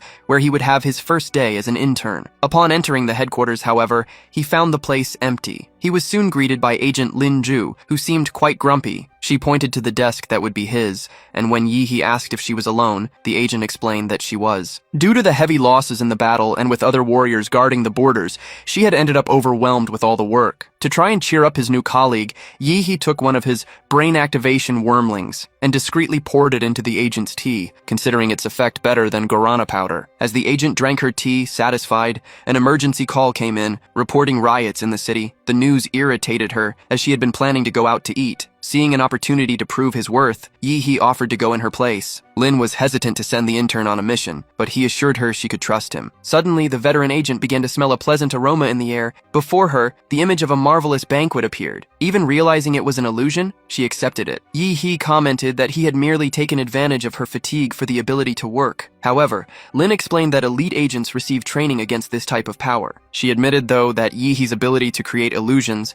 was on a level that no Xuanwu warrior could face. Finally, she told him to be careful on the mission, as she wouldn't be responsible if anything bad happened to him. Before the woman could even finish speaking, Yi He departed in a hurry, but not before leaving behind an energy drink and a note so she could regain her strength. A gesture that she surprisingly found cute. Xia's border with the southwest region was in chaos. Yi He, disguised as Muhammad, was on a bus, using his techniques to ignore the foul smell of the place. The news reported that special forces had eliminated some terrorists involved in rebellions. Faced with the situation, Yi He decided he would act discreetly to cut the evil out by the root. The journey was interrupted when a van blocked the bus's path. Two suspicious men entered the vehicle with the clear intention of robbing everyone. Terrified, the passengers rushed to the back, leaving Yi He squeezed like a sardine in a can. One of the criminals demanded that everyone cooperate. Then, two more burly men who were tattoo artists climbed aboard. The group's leader then announced that everyone would be forced to get the heart symbol tattoo he displayed on his chest. Yi He immediately recognized the tattoo, which Nua had already shown him, and considered it disrespectful to force citizens to wear it. At that moment, a brave elderly passenger tried to confront the bandits. In response, one of the criminals decided to punish the old man without mercy, but as he tried to strike, the blade deflected and hit the arm of the group's own leader. The leader glared furiously at his accomplice and asked if he was trying to rebel. Stammering, the man explained it hadn't been his intention and that the knife seemed to have moved on its own. The boss didn't accept the excuse and ordered the brutish tattoo artist to eliminate the unwitting traitor. To everyone's surprise, including his own, the skinny subordinate easily defeated the two men. Outraged, the boss ordered the rest of the gang to get on the bus and capture him. The citizens watched, bewildered, as every bandit who boarded was thrown out of the vehicle. Even after defeating the entire group, the subordinate insisted it wasn't his fault. Suddenly, he lunged at the boss, dragged him back to the van like a misbehaving child, and drove off, leaving the passengers completely baffled as to what had just happened. The bandits' van drove down the road, its driver looking like a zombie behind the wheel. The group's leader realized his subordinate was being controlled, and trying to pass himself off as a servant, asked Yi He what he desired. Meditating like a guru, Yi He requested information about the gang. The leader hesitated, knowing that any wrong answer would put him in a difficult situation, especially with Yi He right there in the vehicle. Meanwhile, the van was heading dangerously toward a cliff. Faced with the leader's lies, Yi He decided to eliminate the bandits, launching his tentacles at him. The man still begged for justice, but Yi He stated he was no hero and allowed his dark tentacles to devour the criminals. After getting rid of them, he used his abilities to transform the old van into a supercar, equipped with the artificial intelligence system, Nua. Though he wasn't Batman, he had created his own Batmobile. He then ordered the AI to head to Chen City and create a new identity for him, that of a rich and ostentatious young man. The car departed immediately, following the optimal route. At the same time, at the headquarters of the Arrowed Heart Gang, important members of the Bloodthorns organization were plotting to cause unrest in society. They were wary, as the Longquay organization had implemented a strict defense in the area. However, one of the women in the group believed it was the perfect opportunity to act. She explained that young Master Yi, a billionaire heir known for his ostentation, was very influential in high society, and the Bloodthorns could take advantage of his money. Another member of the group considered that it might be a trap, but the woman suggested they take the risk anyway. Faced with this, the leader decided they would go to Chen City to meet this so-called playboy. However, Yi He was already one step ahead, in possession of each of their criminal records. When his servant informed him that the trio wanted a meeting, he authorized it, deducing that they were practically asking to die. The members of the Bloodthorn organization went to the city, but the blonde woman in the group felt a steady gaze upon them. She also noticed that the people around them were strangely calm. Suddenly, the car braked sharply, and the group decided to retreat, while the zombies, who were the local inhabitants, simply watched their dinner get away. The blonde then told her companions she'd had a vision of her own death, alongside theirs. The men were irritated that she hadn't revealed this sooner, claiming that if they had known, they wouldn't have even come to this place. However, the woman reassured them, explaining that in her vision, their deaths happened in a forest, and their current surroundings were completely urban. At that moment, a small red flower began to emerge from the car's ceiling, revealing itself to be one of Yi He's cells, capable of projecting his consciousness. Immediately, Yi He used his power to create a sea of trees that seized the terrorist's vehicle. He then introduced himself as the master of her fate, and she recognized the scene as the same one from her premonition. She watched one of her companions, a man with dreadlocks trapped in the wreckage, begging for help, as the other had already died on impact. The woman simply replied that one could not escape fate, and moments later, the car exploded with the man still inside. The blonde closed her eyes, accepting her death. However, a drop of blood trickled down Yi He's finger. He then offered to spare the young woman's life on the condition that she sell her soul and her body to him. The woman then drank the blood from his finger, promptly becoming another of his servants. However, she began to writhe, having been too greedy, and scales resembling Yi-Hee's armor appeared on her body. He took advantage of the connection to enter her mind and learn more about the Bloodthorn organization, whose leader was cautiously hiding in a submarine. The blonde bowed before Yi-Hee, who produced 15 of his clones to accompany her to the terrorist base and eliminate everyone. In the following month, news began to circulate about the end of the rebellions and a crime rate that had dropped to almost zero. Only the police knew of the existence of a warrior who hunted criminals, even sending confidential files to the military. Meanwhile, Yi-He flew over the open sea, but his magnetic field detected nothing resembling a submarine. He knew, however, that it was only a matter of time until he found his target. Thus, he unleashed the full form of the Demora into the ocean, beginning the hunt by emitting gamma cells. Finally, he located his target, a saber ship gliding slowly through the depths. The ship's crew detected the presence of something enormous approaching. The captain ordered the use of sound waves to drive the creature away, but the attempt was unsuccessful. The officer in charge then warned that the intruder would close in within 5 minutes. In response, the ship launched Trident torpedoes that crashed against the Demora, but it continued to advance, unaffected. The creature slammed into the vessel, causing irreparable damage to its hull. In response, the captain ordered the launch of all remaining torpedoes, but none could prevent Demora from unleashing its power and wiping out the crew. It was then that Garrett, the leader of the Bloodthorn and an S-rank specialist, went to face the monster. Furious at seeing his legacy destroyed by a demonic beast, he grabbed a nuclear battery and hurled it at Demora, who simply swallowed the projectile. Garrett waited eagerly, expecting the enemy to be blown to pieces. However, when the bomb exploded internally, the creature merely let out a burp and asked if there was any antacid nearby. The leader was dumbfounded by what he had just witnessed. Next, it was the monster's turn to attack, unleashing sonic waves that left Garrett extremely dazed. Still, the S-rank master did not give up easily and made tentacles sprout from his back. In response, Demora released a gas in his face, paralyzing his body as if he were trapped in goo. Soon after, Garrett was consumed by bubbles that exploded with atomic energy, extinguishing his last gasps of hope. After the battle, Demora glided across the water's surface, its destination the Southeast Triangle, in search of Yi-He. Meanwhile, in the country of Fae, a guard was observing the sea horizon with his binoculars when he noticed something different, a shape that looked like a huge island moving at high speed. Despair washed over the guards when they realized the shape was a sea beast. Another torpedo boat approached to provide support, but Demora unleashed its cosmic nuclear attack, which disintegrated the ship and triggered a gigantic wave that swept over the command tower. At Fae's military command center, an emergency alert was issued for a sovereign beast. The general ordered the launch of all kinds of projectiles and bombs before the creature could make landfall. Suddenly, however, the monster's signal vanished from the radars, leaving the high-ranking officer perplexed. Meanwhile, Demora dodged the traps, determined to destroy the military, and unleashed its power on the country's fleet, blasting it all to pieces. The commander of one of the vessels watched the beast approach, and soon after, his own ship also began to sink. In a matter of minutes, all the vessels had been destroyed. Demora's attack on the country of Fae and the neighboring nations was then made official. When the monster reached Nidonia, the region's strongest warrior prepared to defend the country, but he too was defeated. The creature then proceeded to Mian and Nan. During the chaos, the local president, who looked more like a crime boss,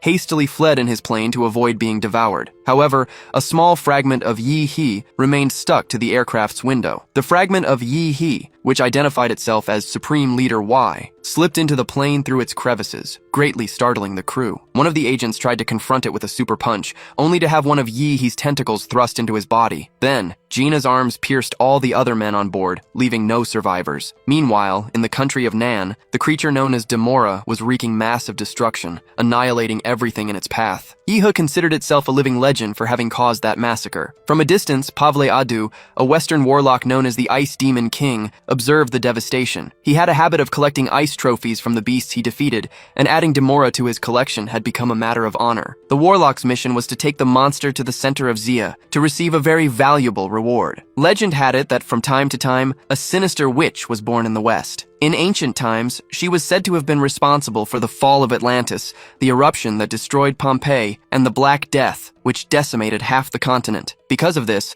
Knights of the Holy Faith began a witch hunt. In the 21st century, however, the witch had not yet appeared. The reason was that she was Pavle Adu's conjoined twin, living hidden beneath his robes. Demora noticed there was still one survivor, the warlock Pavle, who was flying towards it, unleashing ice power in his wake. The monster fired its nuclear fury, but Pavle created an ice mirror to counter. The energy sphere crashed against its own reflection, causing a massive explosion. Yi-He noticed the warlock had Western features, and, finding the idea of fighting magic interesting, unleashed another wave of attacks. However, the man quickly vanished and attacked Demora from behind with stalactites. The attack hardly fazed the monster, which retaliated furiously, but the warlock managed to dodge the blow by teleporting. He found it strange that his opponent was merely fleeing, but he soon realized he was being lured into a trap. Given this, he decided to pretend he was falling for the plan. However, when they reached Zia, it was Pavle who became intrigued, as he noticed the monster's movements had grown slower. He then fired a volley of ice arrows at Demora, which didn't move a single muscle to defend itself. This led the warlock to think that the beast might have entered a kind of hibernation to recover its energy. Believing the Demora was vulnerable, Pavle approached, intending to turn it into another one of his trophies. In that same instant, Yi He unleashed his absolute power, but failed to hit the warlock before he teleported. However, a second attack was launched, and this time it struck true, revealing that the creature had only been feigning immobility. With that, Yi He decided to show his true strength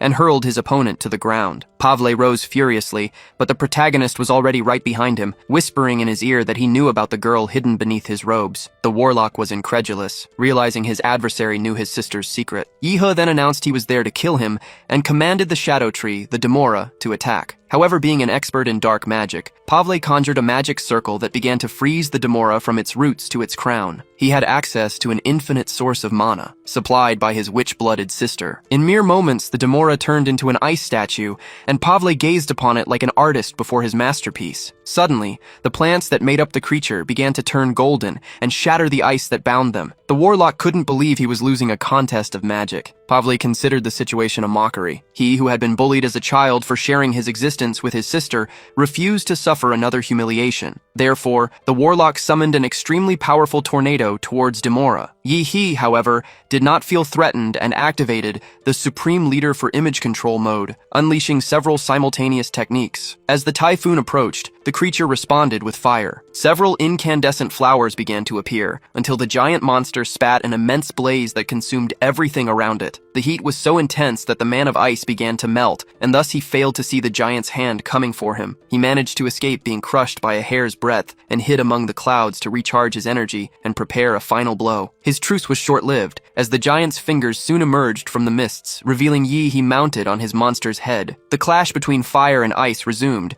but this time the wizard decided to flee, recognizing he was no match for Yi He, the supreme leader of the monsters. Yi He fired a bolt of lightning at the coward, but the wizard managed to dodge it and even mocked his aim. However, the clouds above Pavle's head created the perfect conditions for Yi He, who summoned a deafening thunderclap. Pavle only saw the flash before him, and due to the intense electrical charge, was prevented from teleporting. Then, a spear of lightning pierced his body, subjecting him to continuous electrocution. Alongside his giant monster, Yi He watched as the bodies of the wizard and his sister were impaled on ice. It was at that moment, however, that the true witch awakened. Far away, in the Belton Federation, Director Adler received reports that Pavle was fighting a mysterious masked figure. He was furious, as the wizard was supposed to be helping in the battle against Sia. Meanwhile, the vast cloud cover created by the fight began to dissipate, allowing the people of that country to witness the beating the wizard was taking. Yi He ordered the Pangu monster to deliver the finishing blow. As the flames engulfed the ice capsule where the warlock was, the witch's hand subtly shattered the icy layers and effortlessly blocked Yi He's technique. Then, she released a frigid air that began to envelop the entire Pangu,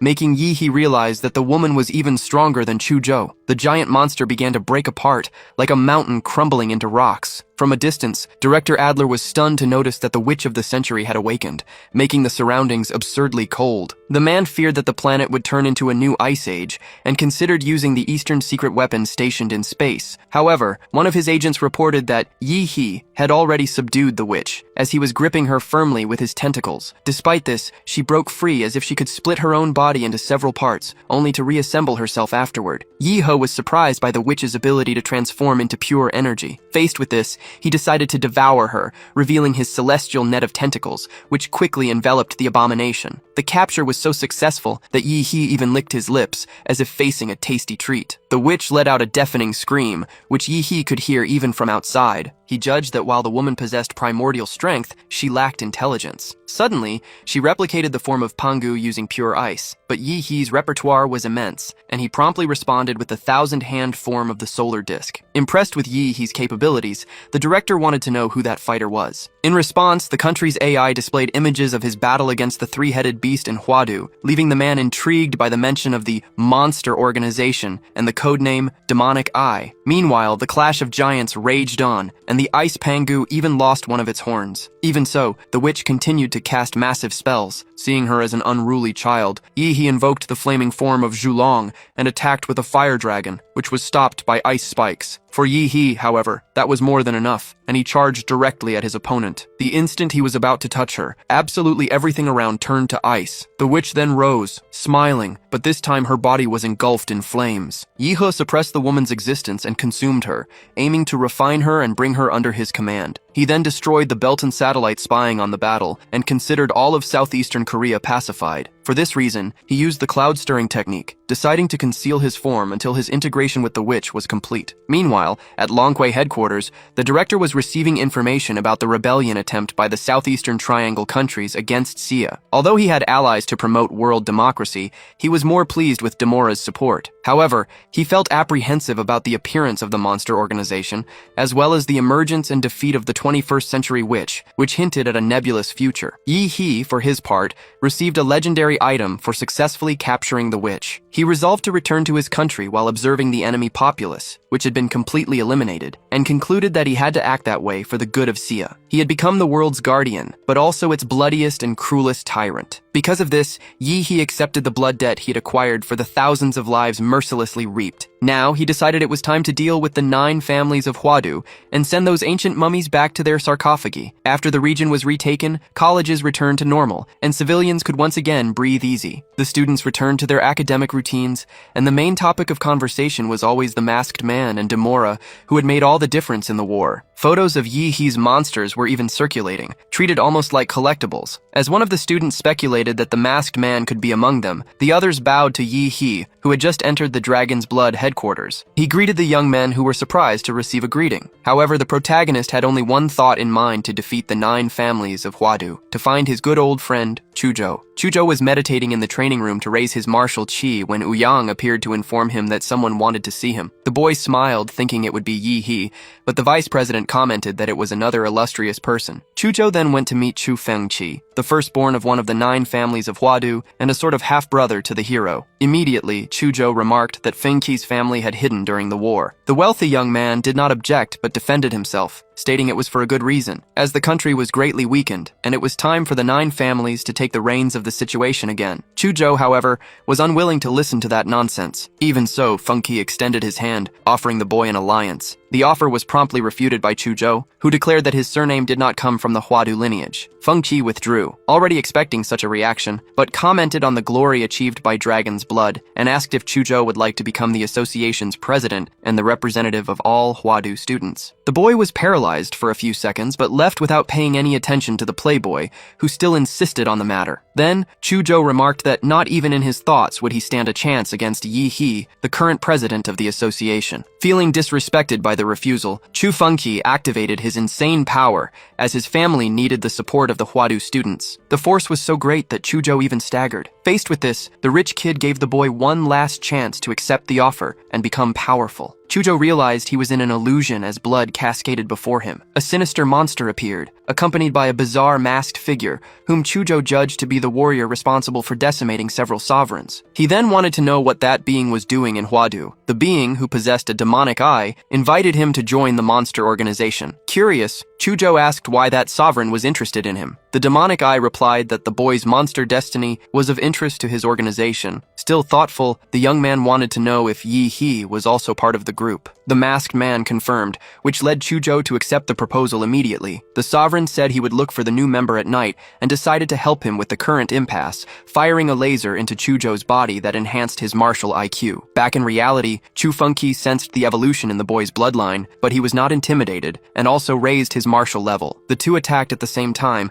and the playboy kept trying to convince Chuzhou to join him. However, the boy replied that he would not join cowards who had abandoned Huadu when the city needed them most. Suddenly, Ouyang opened the door, and Yi He was there, simply watching the duel. Feng Qi scoffed at Chuzhou and claimed he could defeat everyone in the association combined. At that very moment, however, Yi He silenced the man with just one hand. Chu Fengqi activated the power in his hands to try and break Yi He's grip, who held him aloft, but the effort didn't faze him in the slightest. The eldest son of the Chu family widened his eyes in disbelief. Yi He commented that now it was his turn to attack. Ouyang nearly panicked, as Fengqi was a distinguished guest, but Yi He paid no mind and threw him through the window. Meanwhile, Chuzhou pondered that, from that moment on, he could turn into a real monster. Suddenly, the atmosphere changed, and the two friends hugged, having missed each other dearly. They went out to talk, leaving Ouyang with a bewildered expression, unsure how to explain the situation to the Chu family. During their conversation, Yi He explained to his friend about his personalities, but Chuzhou was more curious to know when he had joined the monster organization. Yi He told him that the demonic eye had invited him after the mission in Linshui County, omitting the fact that he himself had saved everyone. He added, lying, that he had grown much stronger with some extra help from the organization. Chuzhou wanted to know how many masters of that level existed in the organization, and Yi He answered without hesitation that there were about 5 like him. This made Chuzhou wary of the possibility that they might try to invade Xia, but Yi He reassured him, saying that everything was under control and that he just had to follow the demonic eye's instructions. After their talk, Chuzhou said his goodbyes and left the office, still a little worried. Alone, Yi He grew pensive, for he knew he would never hurt his friend, even though the next plan required his participation. The problem was that the 9 families had always held great influence, even over emperors, throughout the millennia. Yi He began researching on Nuwa and found confidential documents. He had already discovered during the county mission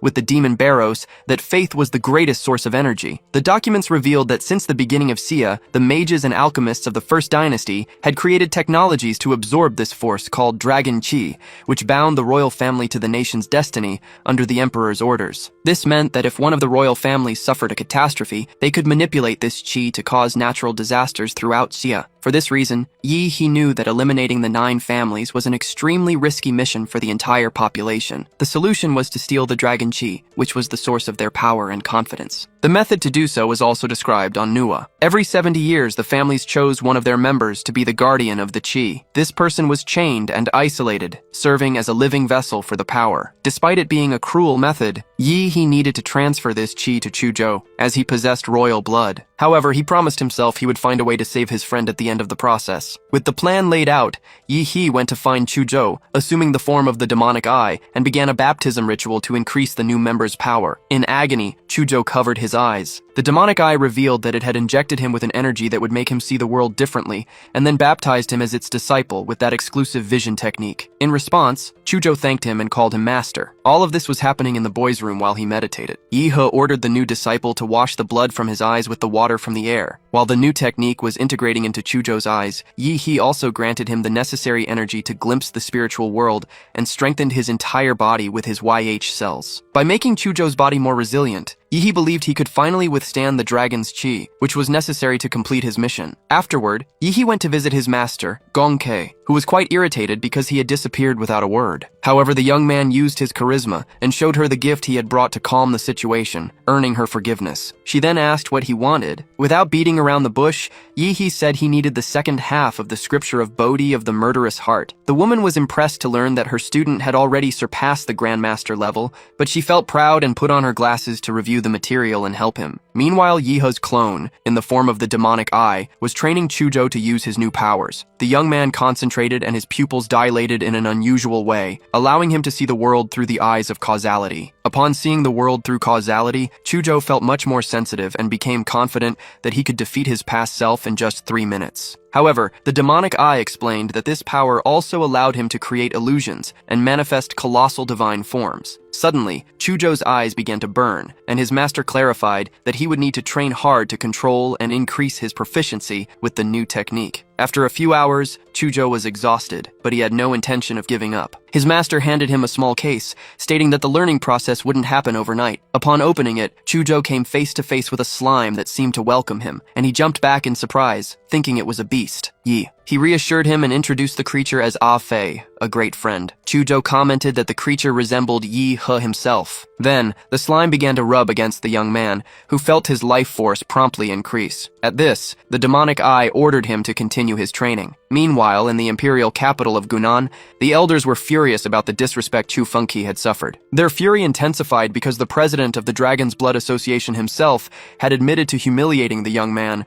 leaving the leaders in disbelief that Fengqi had lost to a freshman. They understood that both the Longquei and the Huadu were sending a message of defiance against the 9 families. One of the elders, agitated, began to incite the others to go to war, but another immediately reprimanded him, arguing that such an action would earn the people's antipathy. The first, however, insisted on his position, and the atmosphere between the two grew heavy. The argument was interrupted by the intervention of the clan patriarch, Chu Hongtang. He declared that the priority was the Dragon Chi passage ceremony, which would take place in 2 months. The decision left the red-bearded elder even more furious, to the point of vowing to kill the other. Outside the city walls, A Fei felt frustrated, as only someone with royal blood could enter. Mentally scolded by Yi He soon devised a plan to get what he needed at a place frequented by the elite, the Golden Horse Club, a venue filled with lively and beautiful people. In the club's office, the manager was trying to teach an employee some manners when she was interrupted by Yi He's arrival, who asked for a word. The woman nearly fell out of her chair in shock, but the protagonist managed to deceive her. He then requested the list of all VIP guests, along with compromising information on each of them. Meanwhile,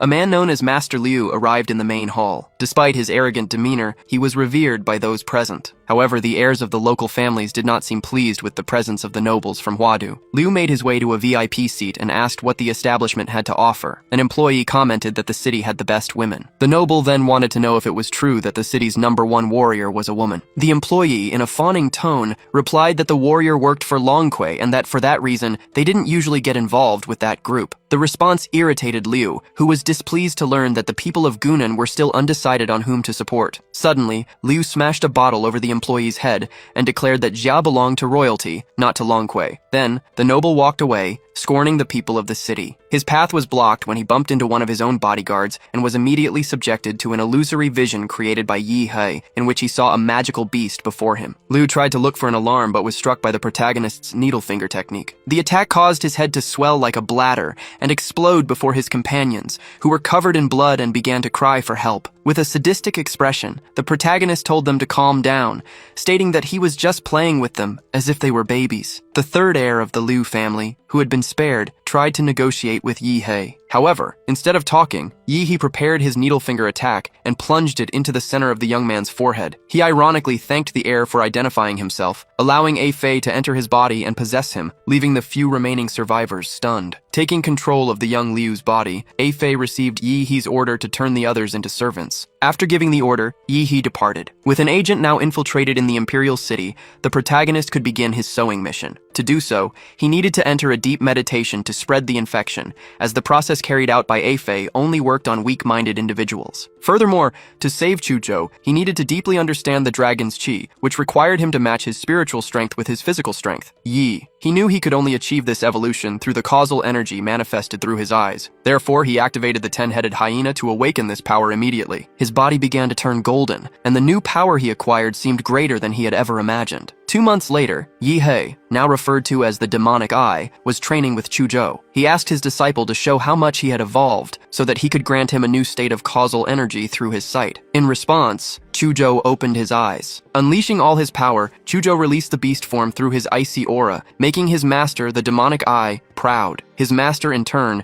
activated the power of the Hellstar to break the ice conjured by his apprentice. Thanks to his new gaze, Chuzhou was able to precisely track the movement of the luminous spheres, which could intercept any approaching object. In response, the boy unleashed the ice dragon, which fired several arrows at the master's pulsating ring and then confidently attacked with its claws. However, the spheres exploded, leaving Chuzhou petrified. He was then hit by several simultaneous blows. Yet, the demonic eye noticed something unexpected. Propelled by the dragon monster, Chuzhou revealed that it was just a decoy and attacked his master from behind. The master identified the maneuver as a clone decoy technique, but ended up covered in ice. Meanwhile, Chuzhou seized his only opportunity to approach him. However, the master had already moved to dodge. Even so, the ice dragon charged forward, swallowed him, and split his frozen form in half. For a moment, Chuzhou thought he had won, but it was all just an illusion. Yi then declared that his friend would be trapped there forever, explaining that he did not possess the 10-headed Jina, which used the energy of causality as its primary source. The master added that only by stimulating the negative emotions from intense memories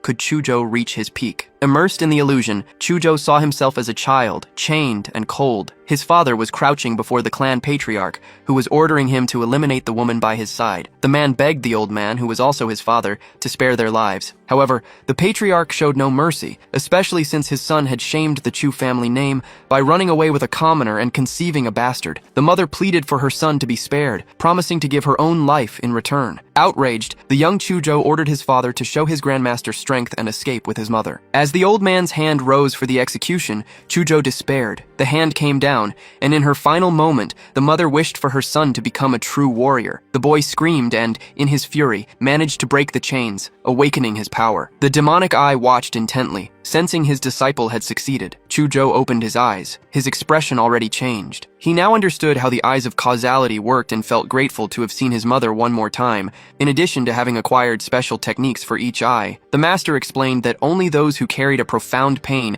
held the key to awakening such abilities. Then, he ordered Chuzhou to attack him with the new techniques. The boy hesitated, fearing it might be dangerous, but Yi remarked that he could never be destroyed in such a way. At this, Chuzhou activated his power, which emanated an absurd energy. Despite cutting through everything around him, the master didn't move a single muscle, remaining still in front of him the next second. This left Chuzhou incredulous, but the demonic eye was pleased with his disciple's performance. Satisfied, he asked to see the manifestation of his divine form, which would qualify him for the organization's missions. Chuzhou asked if such a manifestation wouldn't blind him, but the demonic eye stated that his armor would protect him. At that moment, Ah Fei appeared and told him to trust the process. Chuzhou then allowed the slime to enhance his current state. The two merged, and even Ah Fei felt the impact of the boy's eyes of causality. Thus, the great divine form was manifested, transforming him into the great and true Lord Erlang of the Qingyuan divinity.